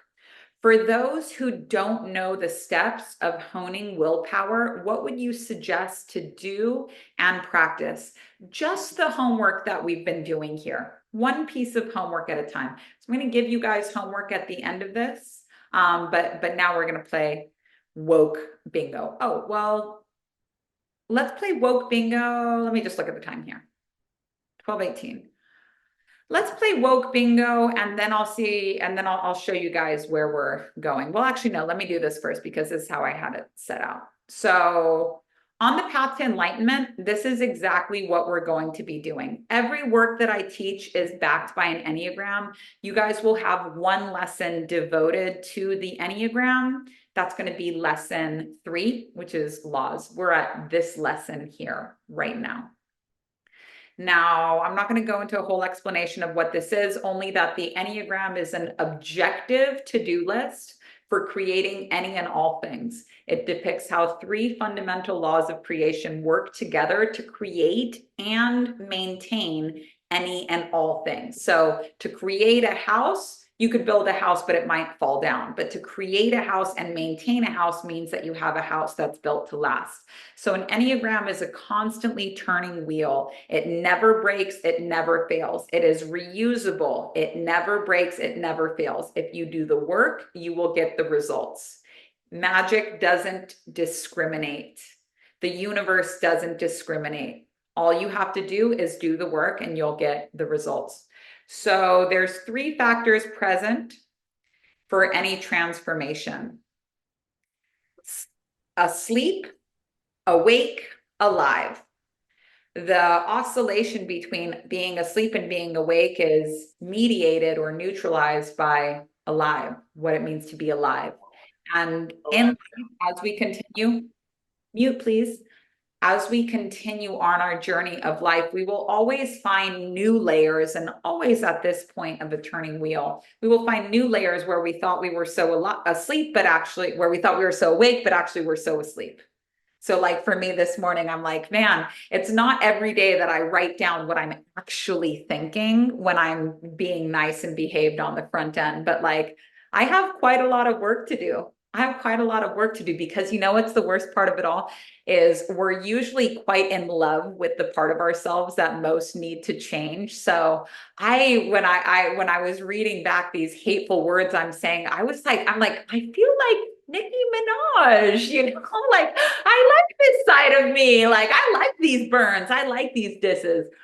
We have a tendency to be so in love with the side of ourself that most needs to change. They say in higher teachings, the stone discarded is the cornerstone. The stone you're like, look, I don't need to look at this piece of my personality. Like people love this about me. I love this about me. That's usually the piece that most needs to be worked on. So in life, we're always going to find new areas where we were asleep and that we need to awaken. So the intention of this work is to leave duality and activate the higher centers. Activating the higher centers is going to be the psychological work that we do along the line of knowledge, but leaving duality and really living it is the work that we're doing on the line of being. So even though I really like the mathematical approach and it's what awoke my mind, we actually taught mainly that the last time we did mesoterica and really only brought in the importance of leaving duality over here. And after we wrapped that first round of mesoterica, I'm like, no, people need a full 10 lessons on what it looks like, because it's a big deal. To leave duality is to leave behind the God you were raised with, which is the God that you're unconsciously convinced is mad at you. All white people have Judeo-Christian conditioning. And a lot of races, due to westernization, have Judeo-Christian conditioning, which means that you're afraid of pissing off the God that wants you to sacrifice your own son. Like, it's time to leave this God behind because that's not the truth of existence, these holy wars, us versus them. But it is quite a big thing to detox out of your system. So this is what we're going to be doing. So the intention is to leave duality and activate the higher centers, but the biggest limitation is the truth of your nature and the fact that we don't know it. What makes this process work is you really, really, really, really, really wanting to change. And that's not something that we can intellectualize. It's something that we have to test and see. We have to literally see what the truth of ourself is so that we can set all of the conditions right, be in a place where we can receive help, call up on the red telephone and get that help. But we have to really want it. We have to really want it. And for people that are doing this ahead of time, if you realize that there's too many conflicts in yourself too quickly, then you will develop schizophrenia. So please don't do more than one lesson a week. You need a chance to actually absorb the homework. It literally creates schizophrenia. And in esoteric schools, they always have space for somebody who does this. And they have a way of helping them ground back down. It's actually really interesting if you look up how they treat Ayurveda, how they treat schizophrenia and Ayurveda. It's really interesting. But these people, it's a rite of passage in esoteric schools. So it's not alarming for people at all. But it can be a pain in the ass to deal with, especially if you have to go to work. So you want to make sure that you don't just like binge these lessons and then be like, oh my God, I hate myself, and then be unable to continue the work because you've ripped so many band-aids that now you're like bleeding in the head. So we don't want that, but one lesson at a time is totally fine. You don't need to be worried about this at all. I've been doing this with people for a very long time, not this specific. This is only the second round of this workshop, but in Wheels Reinvented, that's been going on since 2017, baby. So the tools that we're going to need to help you understand how all of this works is a thorough understanding of the laws that we live on. In this course, we're going to focus on 3 main laws. And for you to just understand these completely will be enough to install a belief system that's testable and that's objective for you. How we're going to make sure at the end of all of this that you've retained the benefits is you are going to be encouraged to teach at least one person. We can create a classroom for you if there's nobody in your life that you know of. You can also create a burner account, but you're going to want to make sure at the end that you tell at least one person something that you've learned here so that you can see where the work is next. If you do this point is always retention. A result is only as good as our ability to retain it. If you wash and fold all the laundry, but you don't put it away, you have a clean house that's messy with clean shit.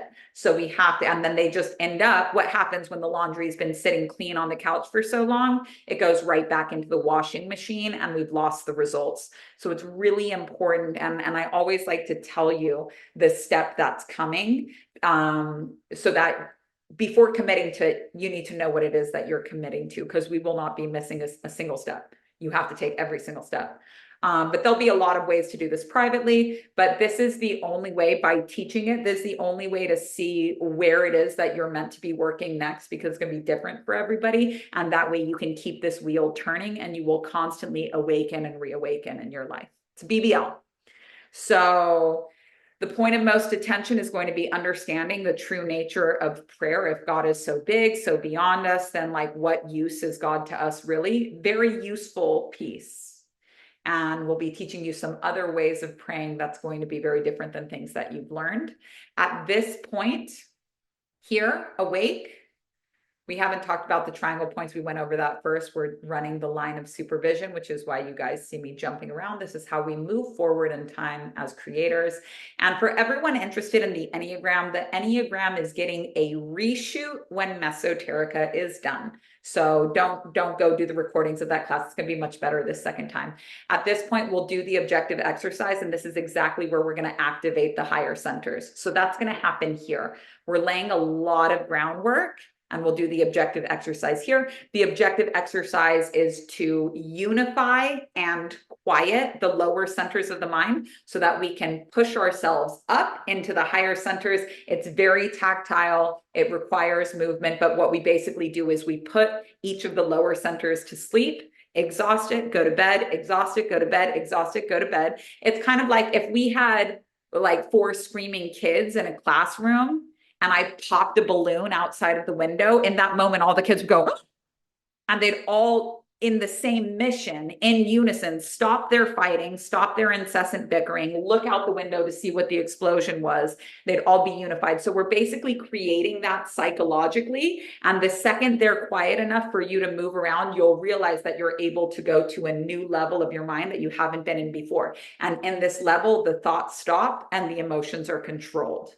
And the beautiful thing is that in this moment, you guys can read the Mesoterica reviews and read that we had, I think, too many students last time, maybe 20, 30 students, but 20, 30 students that were showing up consistently. But it's this specific moment. And you're always like afraid that you're not going to be able to get back there. Like if you leave, you're not going to be able to get back there. It's a BBL, you have to maintain it. But once you know what it is, once you know that there's an attic in your house, you'll start looking in the attic. If you didn't know there was an attic, or your attic's like mine, where it's like weird and you refuse to go up there. Yeah, I like pretend that my house is built in 1810. So I just pretend like there's not a floor above me, because I'm weird. I don't know what I'm scared of up there. I don't want to go up there. But once you know there's an attic, you'll start exploring the attic. So that's what we're doing, and this is specifically where it opens. So this is our journey from alive to recognizing we're asleep so that we can awaken, and then back to alive. This is how the wheel keeps turning. And then what this looks like, just to run you guys through this really quickly.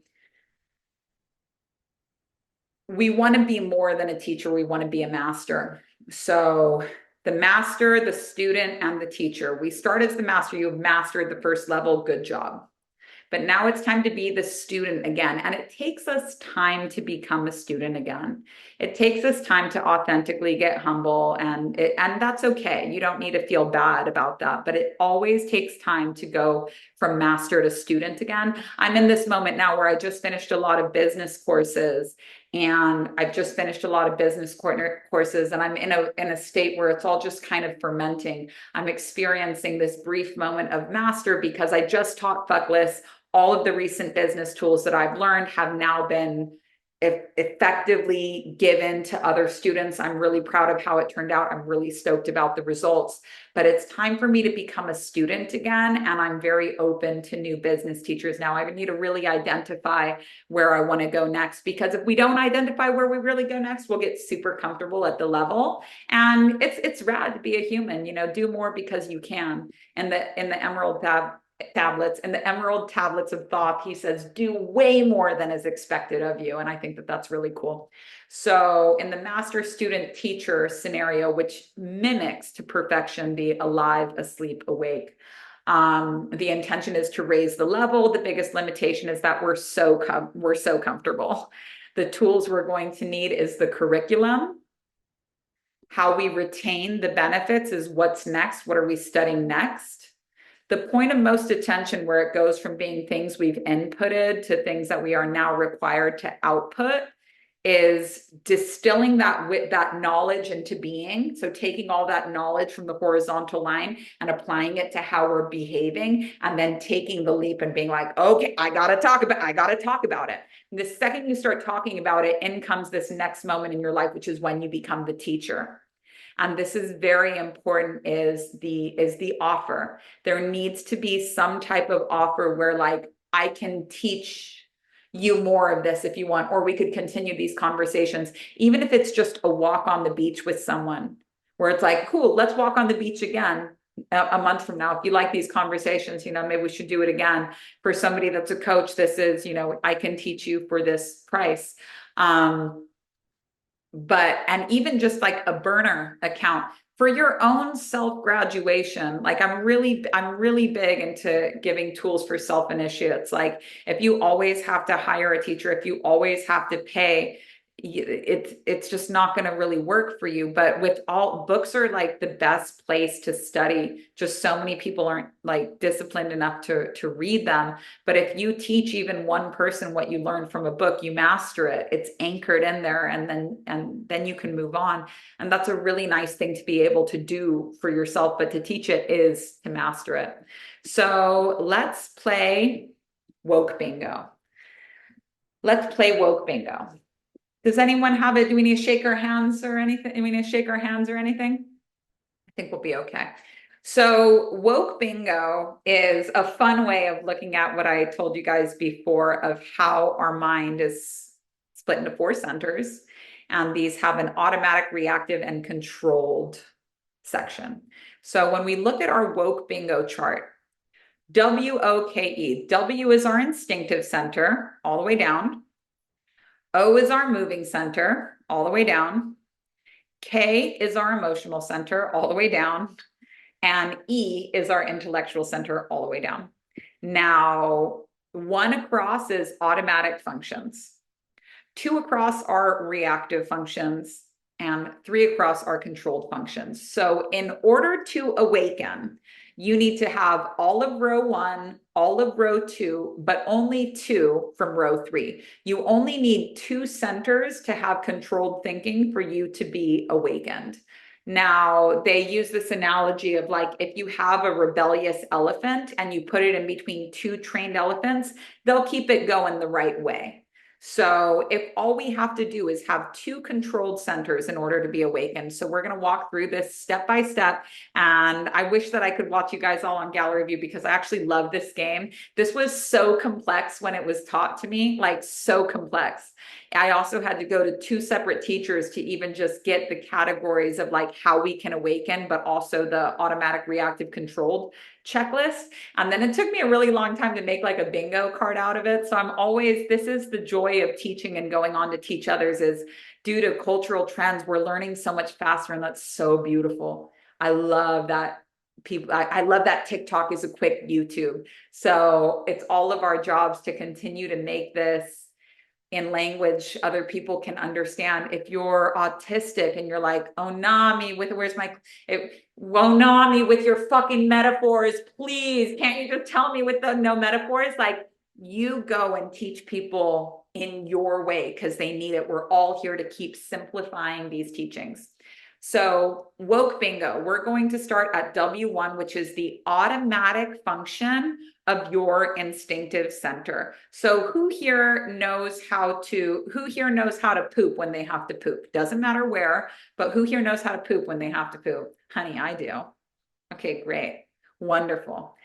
Everybody, good job. You've got your the automatic function of the instinctive center is on lock. Good job. Now we're going to go to the moving center, the automatic function of the moving center. So if I were to, I don't want, that would be reactive, but automatic function of the moving center. If I call your name and you turn your head without thinking about it, does that work?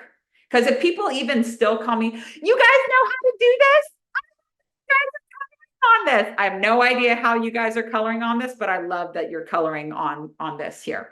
So if I call your name and you turn your head, is that something? Is that, yeah, you got it? So that is an automatic, good job. This is the automatic side of your moving center. We immediately, bam, we're not thinking about it. Good job.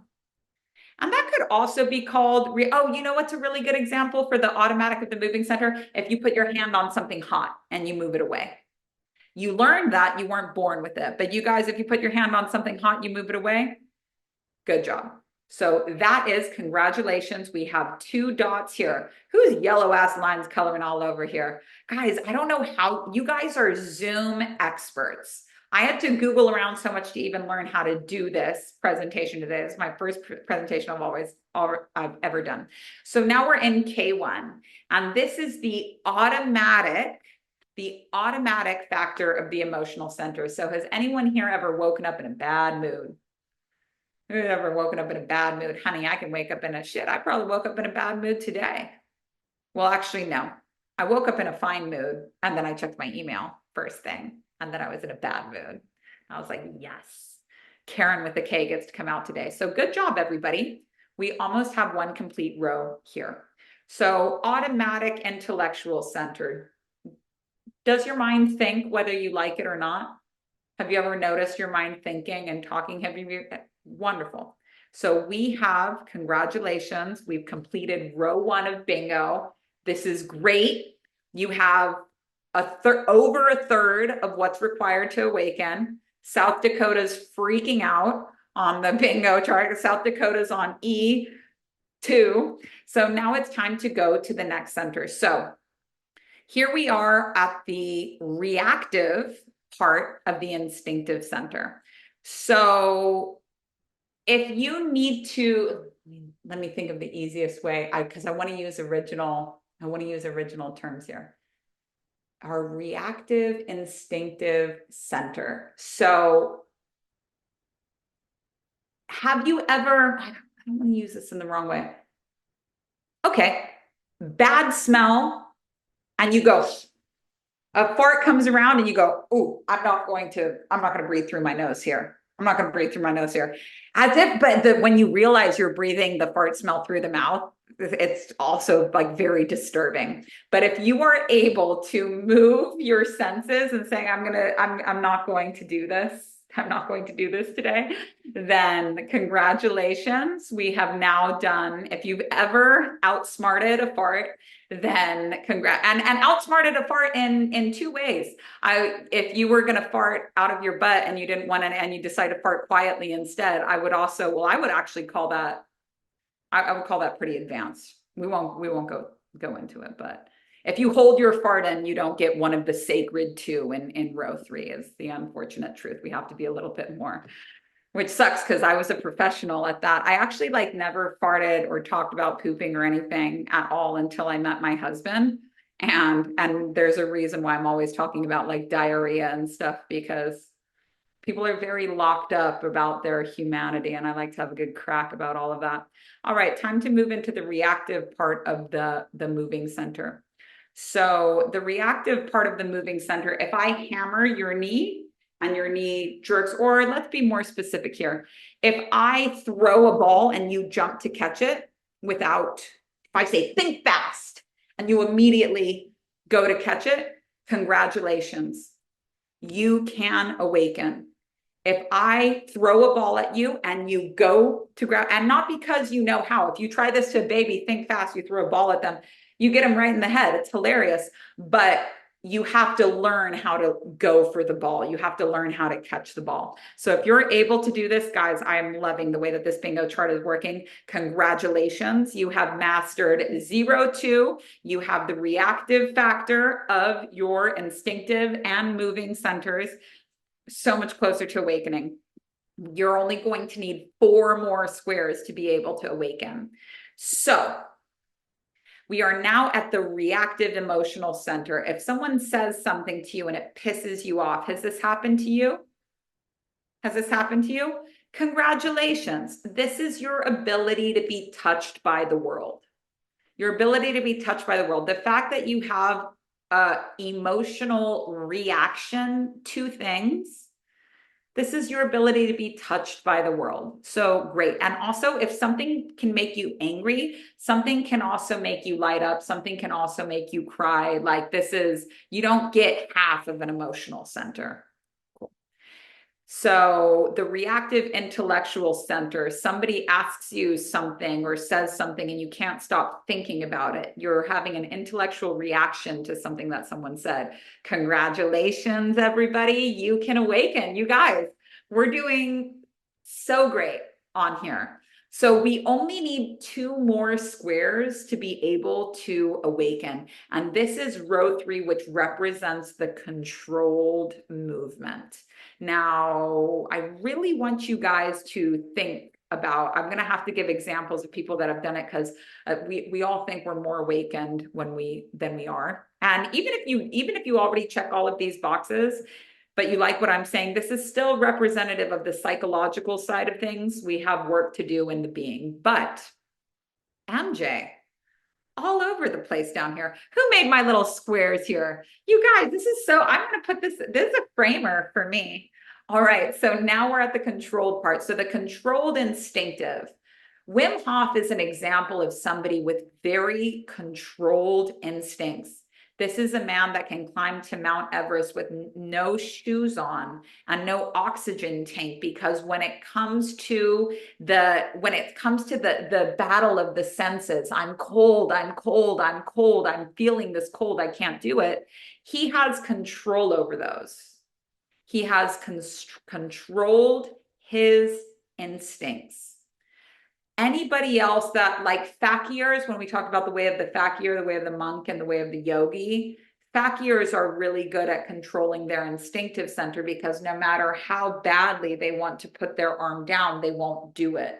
They'll walk over a bed of coals and be impervious to the heat of it because they've controlled their instinct. So people that have had the experience of really, and this is good to know for men, especially because men process things through the physical and women process things through the emotional. So for women's inner work journey, they can do a lot more lectures and a lot more talk therapy. But for men, intense physical movement, battles, building, all of this stuff, this fortifies the instinctive and moving centers to be able to just pain, I feel no pain. These credits count towards enlightenment. So if you have the ability to control your instincts, you have one of the 2 squares needed for enlightenment. Now, I don't know if any of you guys were watching my stories, but I took a fucking half-second plunge into my cold creek out front and panicked. So I do not have this. Now, the dots that I've made for these ones are pink because I want to fill them in. Oops, go back here. The dots that I made for these ones are pink. Some people have them and some people don't. This next one is the one that everybody lies about: controlled movement center. So can you write your name in perfect cursive and write it the exact same way again? Can you do a pirouette, a ballet move, over and over the exact same way, the leg at the exact same height? Now, a lot of people that study Gurdjieff are aware of the Gurdjieff movements, And so people that are really diehard about fourth way too, like insist that you have to do the movements and yada, yada, yada. It was like a thing in esoteric schools. Basically, you create kind of, imagine rubbing your belly and patting your head, but like much more difficult. And basically you're acting out with your body laws of the universe. And when you act out these laws, you get their power one at a time. But it is absolutely that people are on this path forever trying to get the movement the exact same over and over again, because this represents the controlled moving center, being able to replicate the exact same movement over and over again. This is not a possibility. It is not a possibility for me, but it's good to know that somebody that has been on a dance path for a very long time, or a yoga or martial arts path for a very long time, or qigong, I love the qig, are able to develop this controlled moving center. And these are totally valid credits towards enlightenment. So it's a hard one, but these are all valuable credits. Athletes, and you guys know, like, Wim Hof is very Zen. Like, no matter all of this work he's done, and this is in the instinctive has taught him relevant tools for enlightenment. Athletes, dancers, they know an awful lot about life because these are valid credits. So moving on, controlled emotions, being impervious. It's like, this is what it means to really live compassion. You're fully aware that things are going on in the world, but they don't solicit or elicit a emotional reaction from you. And it's not that you're not capable of feeling emotions. It's not like, it's that you control these emotions. This might be triggering for some people, but I was fully aware when I was being shown footage of blown apart Palestinian children over and over. I could feel, I'm a human. I could feel the emotion and the anger welling up inside of me, but I didn't feed it. I didn't feed it. And it was hard. And this is something that I'm still working on all of the time. But compassion and the truth of existence, it's like, of course, we're going to feel something when that comes up, especially as a mother. Awful to see stuff like that. Awful to know what's going on. The type of thing that historically would make me question all of existence. How can there even be a God if stuff like this is happening? So you are completely aware of what is going on. You're not diminishing it at all. You're not saying, okay, I'm not going to comment on this publicly, but secretly I'm talking some shit. You are in control of your emotions. You are in control of your emotions. This is something that I'm working towards every single day, but I do know what this is like. And then finally, last row for enlightenment is the ability to stop your thoughts and keep them stopped. The ability to say, nope, and the thoughts stop. It's a very different vibe. It's a very different vibe. It's to not have the commentary going all of the time. Now, I am able to stop my thoughts, but that doesn't mean that they're just always on mute. I'm going to be working this BBL I got to show up for this work all the time. And I do lose the taste for it when I give in to letting myself get away with things that I shouldn't be letting myself get away with. I will lose my results. I will notice that I'm starting to lose the taste, and I have to keep coming back to being a student over and over and over again. This is what the work is. So congratulations on Woke Bingo. So if you already have if you have the two top rows, the row 1, row 2, and 2 of the features in row 3, congratulations, you have awakening. Now go and sin no more. Now go be a different person. Don't walk around being a cunty hook to people. Change your being. There's a psychological factor. But this is what awakening looks like. And what we do in this work is we get the title of awakened and we immediately throw it away. We get it and then we reject it. We get it and then we say, okay, no more. Because I want to always stay hungry, because I always want to learn more. In the Bible, there is a quote that says, "One thing have I desired of the Lord, and that will I seek after." That means there's only one thing I want from God, and this is what I'm going to be seeking for the rest of my life. It's not about finding, it's about seeking. That I may dwell in the house of the Lord all of the days of my life. I just want to be in the house of God every single day. to behold the beauty of the Lord and to inquire in its temple. I want to be able to see the magic of God in all things and also be able to ask more questions. I don't want to sit there fat and happy saying, oh my oh, God, I'm you guys, full, I no more totally consciousness forgot for to give me. us the I always homework want to be today. The starving. I homework always want to be is poor observing in spirit. what center you are in. So we spoke all today about the four centers: the intellectual, the instinctive, the moving, and the emotional. And I want you to observe yourself at any point in any day and ask yourself, what center am I in? Do this for a week because you're going to be reporting back with me on Thursday, and I can't wait to see you there.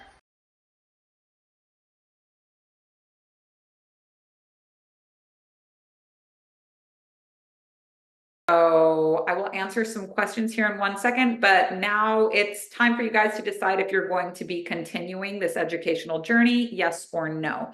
We don't do lots of call reminders or anything like that. What we do is Capricornian standing dates. I will be here for the next 8 Thursdays at 11 a.m. Eastern, continuing our work around this clock, the exact things that I showed you guys on those slides. This is the Enneagram that we're doing here. How much does it cost? If you want to own this workshop forever, it's $900. It's $899, 3 payments of $300. If you don't need to own this workshop forever, then you can rent it by being a student at our school. We have monthly and annual options available. And when you're a student at my school, this is the exact process you go through. You sign up, and the immediate thing that you get the second your checkout is confirmed is a welcome video from me and my phone number. The welcome video says, here's 3 questions I want you to answer. Please text me your answers. And then we're going to look at your chart and we're going to talk about what me and you, not automated, not chat, me and you, my husband and I run this phone together. You'll get a video from me, unless the kids are sleeping next to me, or a voice memo, but it's literally me fresh every single time. We're going to talk about what your goals are. We're going to look at an accurate picture of your life. Trust me, I've been doing this a very long time. And we're going to talk about what workshop or workshops we need to do first to get you where you're wanting to go. My school is all of my workshops together. So you can do more than one at a time. A lot of people come to us and say, I really just want to work the spiritual side. Then we look at your life and money is very much lacking. We say, look, sorry, I know spiritual people hate this, but you clearly need to work money. And when both of us are looking at your chart, we can see that.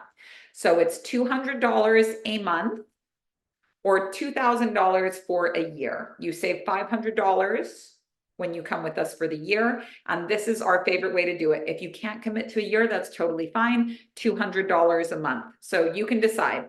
$899 pay in full, $300 a month for 3 months. If you do a la carte, you own this workshop forever. The other option is renting it for either $200 a month or $2,000 for the year. And you guys can find all of these options when you go to mommyonami.com and you click mesoterica/mesoterica. So now I can answer some questions. My favorite way to answer questions is going to be if you raise your physical hand.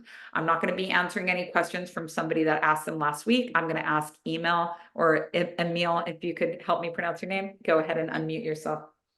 And now I get to drink coffee. Yeah,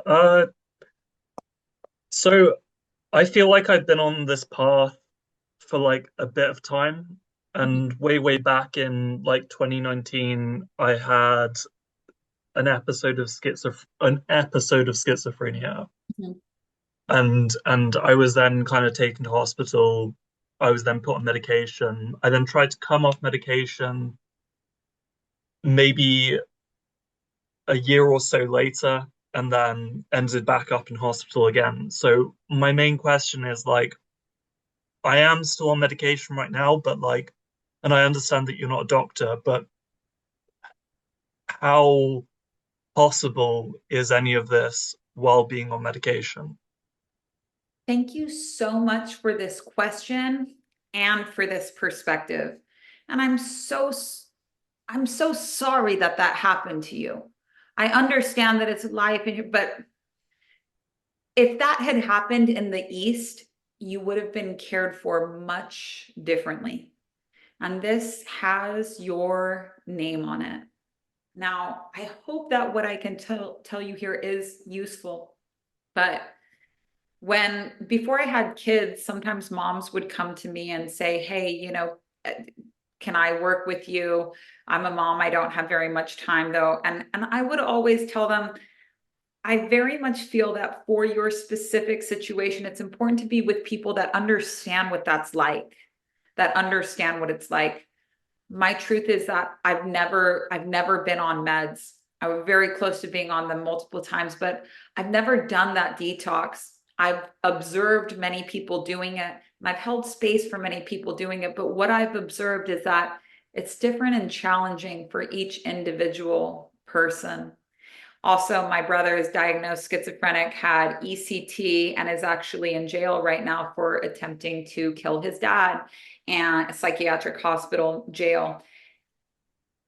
You can't help your family, but I have seen how difficult this has been for him. And it's actually not just my brother, but my nephew. They're 2 months apart exactly in age, and they both had a very similar situation, and within 1 week of each other had what is called shared delusions, where they were both seeing and having the same hallucinations, and that has been their story for the last 15 years.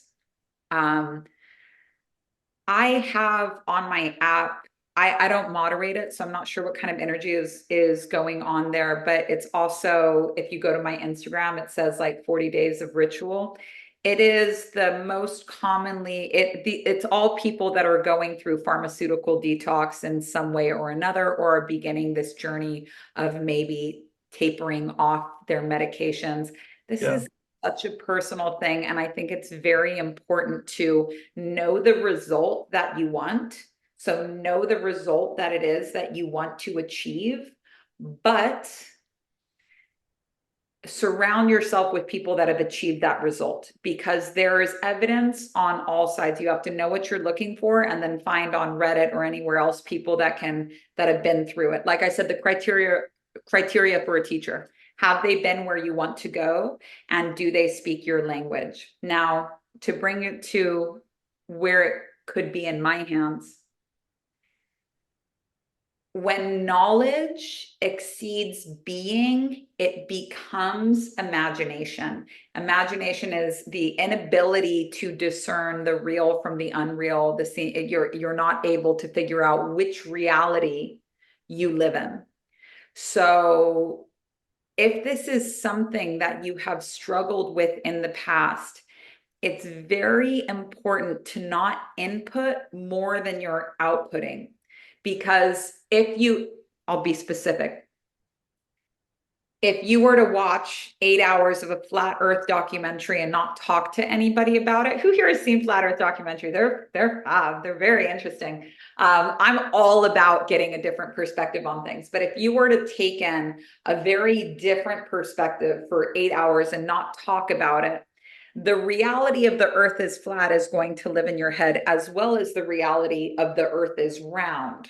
And these two are in conflict. This is starting to create too much energy up here. But when you talk about it to someone else and you say, I just watched this flat earth documentary and it was really interesting, but there was this one piece on it that I just didn't get. Just relaying the experience helps you to take out what is true for you from what could be true in other places. This is why when you teach something, you master it. So for example, I almost got really into some QAnon stuff, but luckily I started a group called Conspiracy Lovers Anonymous. Doomsday Christian stuff for Christian conditioning. QAnon, they go together like shots and beer, baby. But luckily I had a group I started called Conspiracy Lovers Anonymous, and I was able to tell them this QAnon documentary was really compelling, but they put up a picture of Tyra Banks and had labeled it like it was Tyra Banks going like this. And they're like, you see, Rihanna's a Satanist. And I was like, they called Tyra Banks Rihanna, and that kind of takes down the credibility of the source for me. If it wasn't for me being able to speak that, I would have just let these secrets sit in my head saying, what's true, what's true. So when the knowledge exceeds, when the input exceeds the output, it's a recipe for psychosis. It's a recipe for more of this. So for you and your path, and if you go and look back at the conditions that were present before you had your first episode, there's almost always a place where you took in a lot, like a lot, a lot, a lot. Did that happen to you? Yeah. Well, yeah, I was at the time. So I think there's a lot of things that were building up to the episode at that point, and Mm, it was probably a 3 or 4 year period mm, over that period of time where things were building up, and then it kind of climaxed when I started to go see uh my first mentor, mm. and Oh. she, I think, had difficulties in other ways with herself, with the way that she would then like put that on me, and she felt that she's done all the work that she needed to do, Mhm. and I was like a thing that was leeching off her energy. Yeah. And They, I really took that to heart in a big way, and I felt that, it was my fault that I was kind of causing this for her. Um, and then it kind of reached a full head where I had like a break where suddenly I was like, right, I've got to like uh stop eating for 3 days. I'm gonna meditate every day for 9 hours during the day.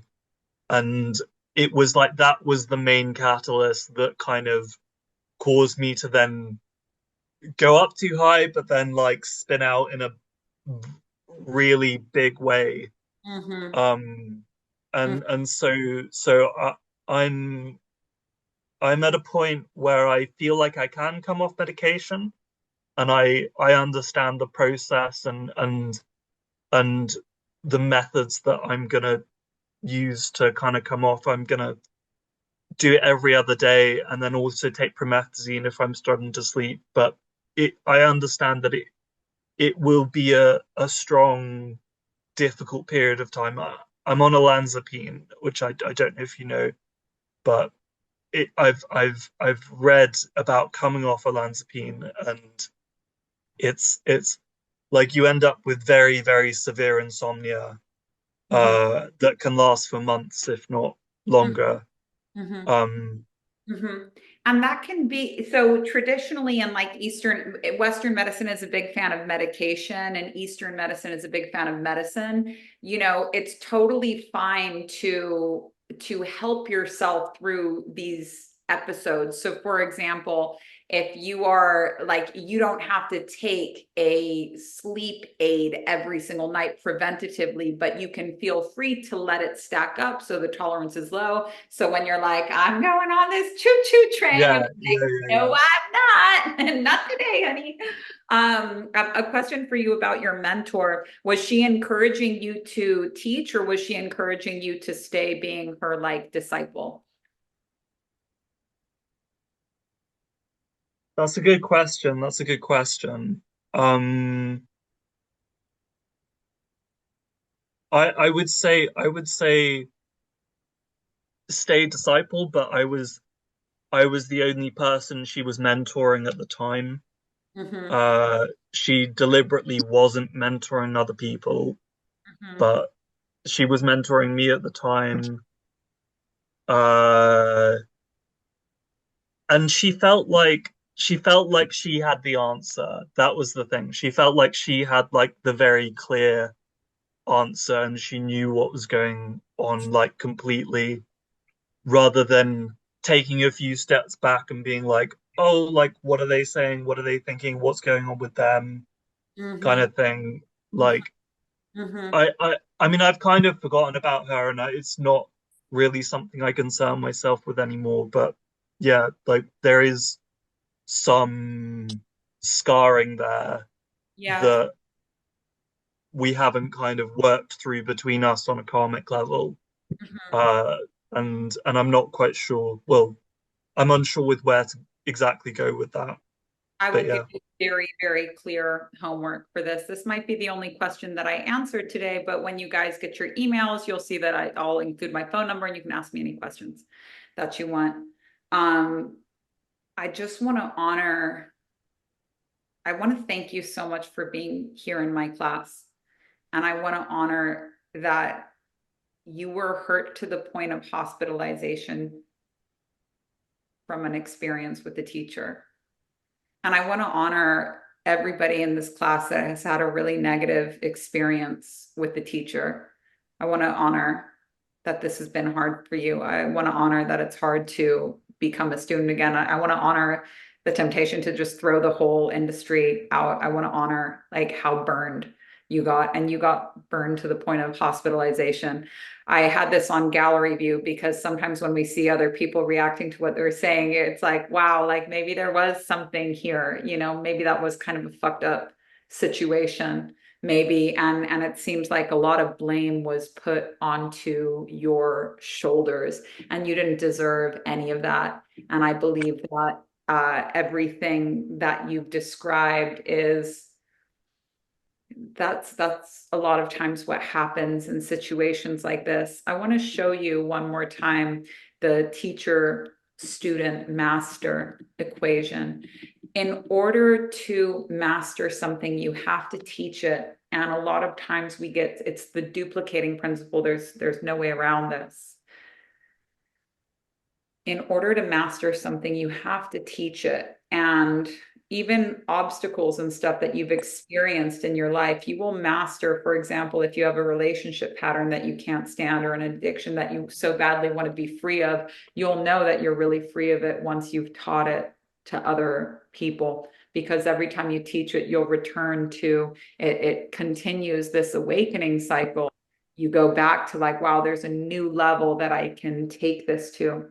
Now, once you start a process, all of these factors are you. You are the master, you are the student, and you are also the teacher. But with every magical process, if we stop the work at a certain point, we get stuck there. So it's almost as if you were in a relationship with this teacher where you got frozen in the position of student, or the tasks that you're having to do are becoming increasingly complicated, even leading you to having to be hospitalized and medicated, even, meditating now 9 hours a day, fasting on command. Like this is That was on me. I deliberately did that myself. I had reached a point where I felt like I was communicating with something a lot higher that was telling me to do this.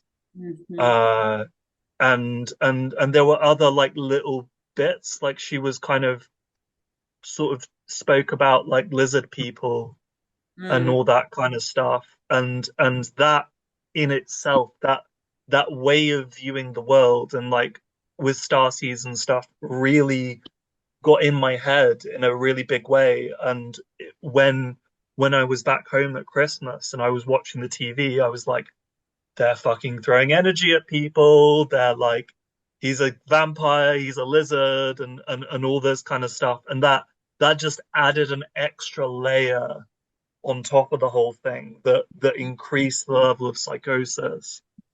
And when knowledge exceeds understanding, or when knowledge exceeds being, it becomes imagination. But here's something so interesting. There's plenty of people that you'll come across on TikTok that are famous for talking about like reptilians and stuff like that. And they're living. They don't seem to be dealing with any major repercussions, some paranoia perhaps, but there's an amethyst for that. So it doesn't seem like it's taxing them the way that it's taxing others. And this is because when you're talking about it, you can discern what's true for you versus what could be true in some reality somewhere. So the first level of teaching, which is sharing your story, is all about you finding out what's true for you. And we can initiate you into higher teachings, but if you decide that you want to be a teacher, you are going to be starting with your story and then taking, because that's how people relate to you. And that's just part of it. You're going to use your story in the higher teachings. It's kind of like needing to know basic math before you can do advanced math, because you use the basic math and the advanced math, right? So, but it's all about finding what's true for you. So there's plenty of people that are thriving out there that are they're like, look, it's a glitch on camera, Beyonce at the basketball game, reptilian. And that's true for them. And because they've identified that this is true for them and they're at peace with that and they can handle that and they're telling it, even your mentor, she was offloading all of this onto you. So she was fine. But it's the offloading. So we really go into this in Wheels Reinvented, and we're teaching the third eye chakra tomorrow. But when too much knowledge goes in, this is the path of the third eye. And the only way, when you have too much information in here, the way that you hit the release valve, and this is going to be really important for you on your journey of what relationship you're going to have with medication, is when you feel the pressure building up in here, the anxiety, the paranoia, the what's real, the all over the place, you need to let it out of your mouth. And with the internet, because when you let it out of your mouth, because you say, oh, I don't want to open my mouth, it's so crazy, it's so conflicted, I'll never even know where to start. We have to, because as you start speaking, what's true for you will come up and what's not true for you will fall away. So anonymous account on Reddit, comments off social media, create a burner account where you just talk 10-minute videos. The thing is that there needs to be someone there, but actually writing a book does work because it's the intention that it's going to be seen by others, and writing a book is hard. So there's all of these ways that you can safely offload this information, but you have to talk it out so much, and you need to talk it out in a way where it can't be held against you. So not with a therapist, not with it needs to be in a way where it can't be held against you. Now on my app, like I said, you can get to it. It's just called 40 days of ritual. Please don't feel like you have to take that on, but that's a group of people that are all working with. And honestly, after having this conversation, I almost want to go rearrange so that no one feels like they have to.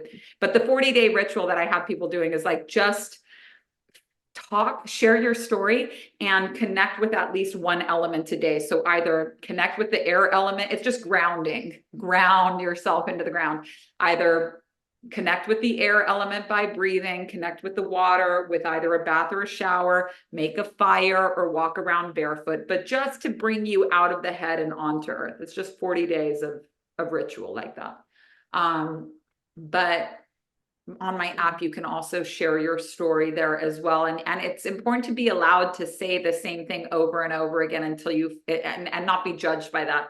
You don't want to do it with somebody that would be tired of that you feel like you're draining them emotionally by sharing. You need to offload. And the internet is a really good place to offload. It's just that when I don't know the conditions of your heart, but I'll give you one more piece of homework in addition to sharing your story that will help you to really observe the conditions. And I think it's very important for you to share your story of the conditions that were present when this started, because just telling us a little bit about the relationship that you had with this teacher and how you kind of took it on, all of that psychosis wasn't yours. It was coming from someone in a situation that wasn't healthy. And you said I don't think on that too much, but I think it would be a good idea to look back and see what conditions were present so that you can avoid those conditions in the future. Yeah. I mean, what I'd say is that it has a longer sort of history behind it, in the sense that my mum has some kind of bipolar disorder of some sort. Mm-hmm. And she attempted suicide when I was 16. Mm. Uh, and basically, when I sort of reached a point where I was 19 and I was about to leave home to go to university, it was like suddenly, because I didn't have like family around me in the same sort of way anymore and I was living on my own, it meant that suddenly I had to deal with all these things that in regards to her and in regards to my family at home that I didn't really know how to deal with it. And it Mhm. just kind of kept like happening, and I was trying to find something to resolve it A all the new, time. mentally unstable mother. Right. There is this is the story that needs to be told. And it can be privately, it can be publicly, it can be in any way. The only reason I would encourage turning the comments off is if it hurts your feelings, if people disagreeing with you is painful, or if you don't really know who you are and you have people saying you're crazy in the comments, you're going to say, oh my God, they're right. So we want to put it in a zone where whatever people say isn't distracting from the mission, because people say all kinds of stuff online, and just because they say it doesn't make it true. But our head doesn't know what's true and what's not. Only the heart knows what's true and what's not. And when we talk, that's us sharing from the heart. So there is so much story here, but here's what I can promise you. When you get to the bottom, either writing or online, when you get to the bottom of the conditions that were present that allowed this first episode to take place, you will see that a very small part of this was on you. Now, life is not, we are low on the chain of command. The planets determine our fate. I'll tell you a story. A regular of mine at the bar, her sister lived in Austin, Texas, and was just going to the grocery store. And in the parking lot of the grocery store, and like, way out of the way, like Burnett Street, Austin, she was stabbed to death by a tweaker, a meth head, with a literal like katana sword, like some crazy like order it off the internet sword. So what is it that brings this totally normal, unsuspecting woman into a parking lot with like a deranged, on drugs, sword wielding killer? That's life. Life in its beauty and its terror puts together situations that are out of our control and that sometimes seem so horrifying, yet in a way it all balances itself out. Life, victim, abuser, life. And when we look at the setting of the situation, when we think about the life conditions, the trauma that you went through with your mom, the pain of her removing herself from your life, the new conditions that you were in, the deep need to replace that hole, not with something that feels good, but with something that feels familiar. We see about how all of these conditions, it's almost too perfect. How the fuck did her and me end up in this situation? That's life. And when we are teaching as teachers, we don't want to teach about space. We don't want to, it's a fine place to start. We don't want to teach about reptiles. Wherever you want to start, that's fine. But it's really about life. What is life? This is so imperfectly perfect. It's chaotic, but it all makes sense. But it's too fucked. It's stranger than fiction. Like, how do these things all come together? My point is, when you share your story, write your story anywhere you can. Anonymous accounts on Reddit, on my app, start writing a book, share it however it's easiest flowing for you. A blackout video on a burner social media account with the comments turned off, just sharing your story. However you got to get it out, the point is to get it out.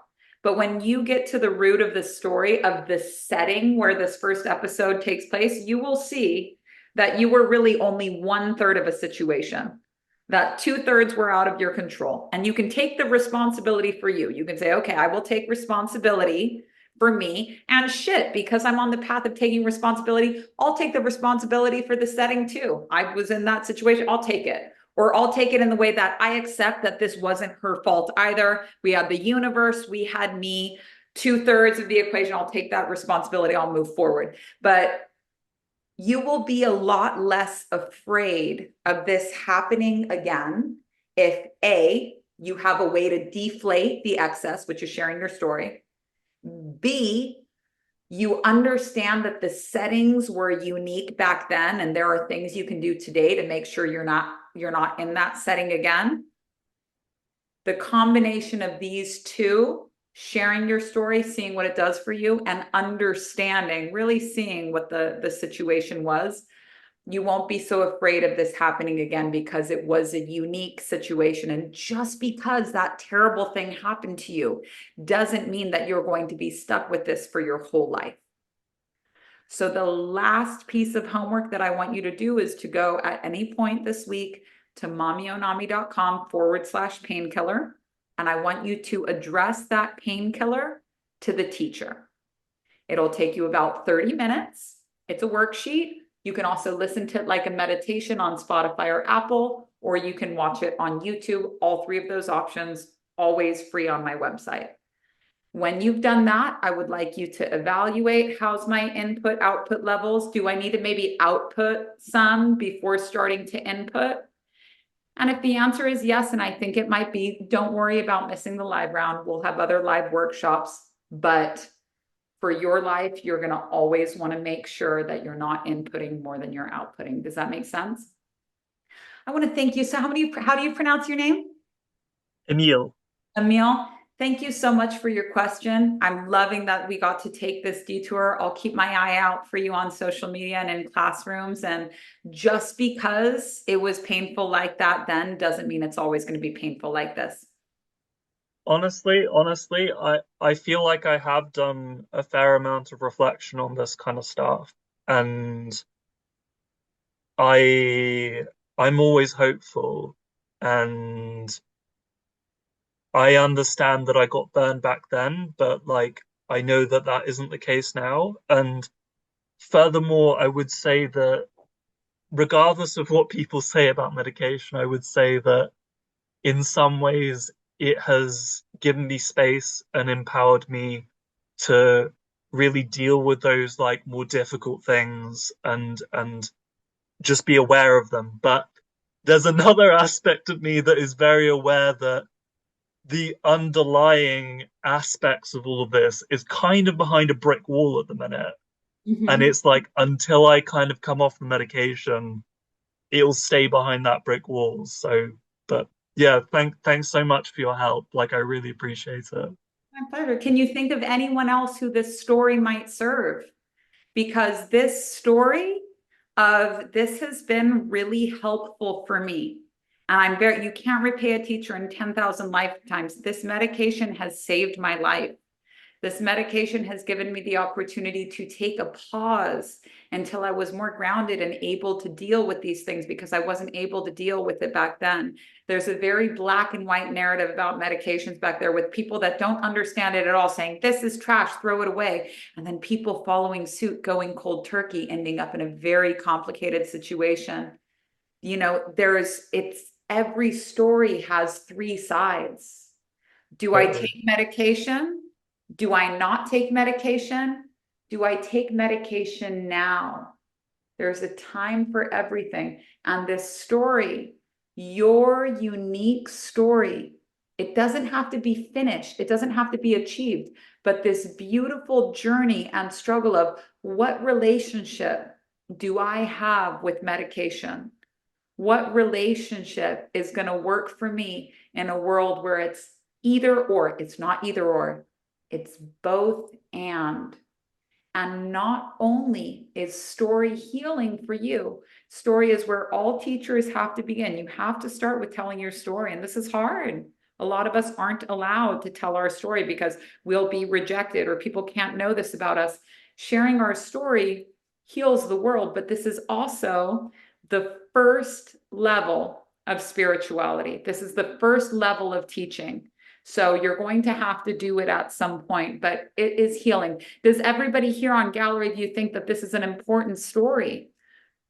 Not, is it, because people Yes. are really uninformed about medications, you know, and I really don't, as somebody that's witnessed so many people going through it, I used to have the approach of like cold turkey it, baby. Then I saw someone cold turkey it. I'll never recommend something like that again. No, never, never. Never. I had a friend. I had a friend who she also really changed my opinion on medication in a big way. Last year I had a friend who went off medication cold turkey, and I said to her, "Don't go cold turkey. You've got to titrate down properly." Because I'd been there, I'd done it, and she, like 6 months later, she was in sort of almost psychosis again. And yeah, yeah, And I that's all I need to say. And the black and white narrative creates a lot of shame for the people that are experiencing it. And when you're in psychosis, or when you're perpetually struggling with this excess of energy, you don't always learn from your mistakes. So my brother is in jail now for the same pattern he's been in for so long, cold turkey. There hasn't been an audible middle ground for him, and he can't hear it from me because I've never been on medications. So your story is very, very, very important. And everyone else, your story is important. Have you been to prison? That's important. Have you been in the psych ward? That's important. Did you grow up in a cult? Were you sexually abused? That's important. That's important. Were you ruined by a teacher? That's important. That's important.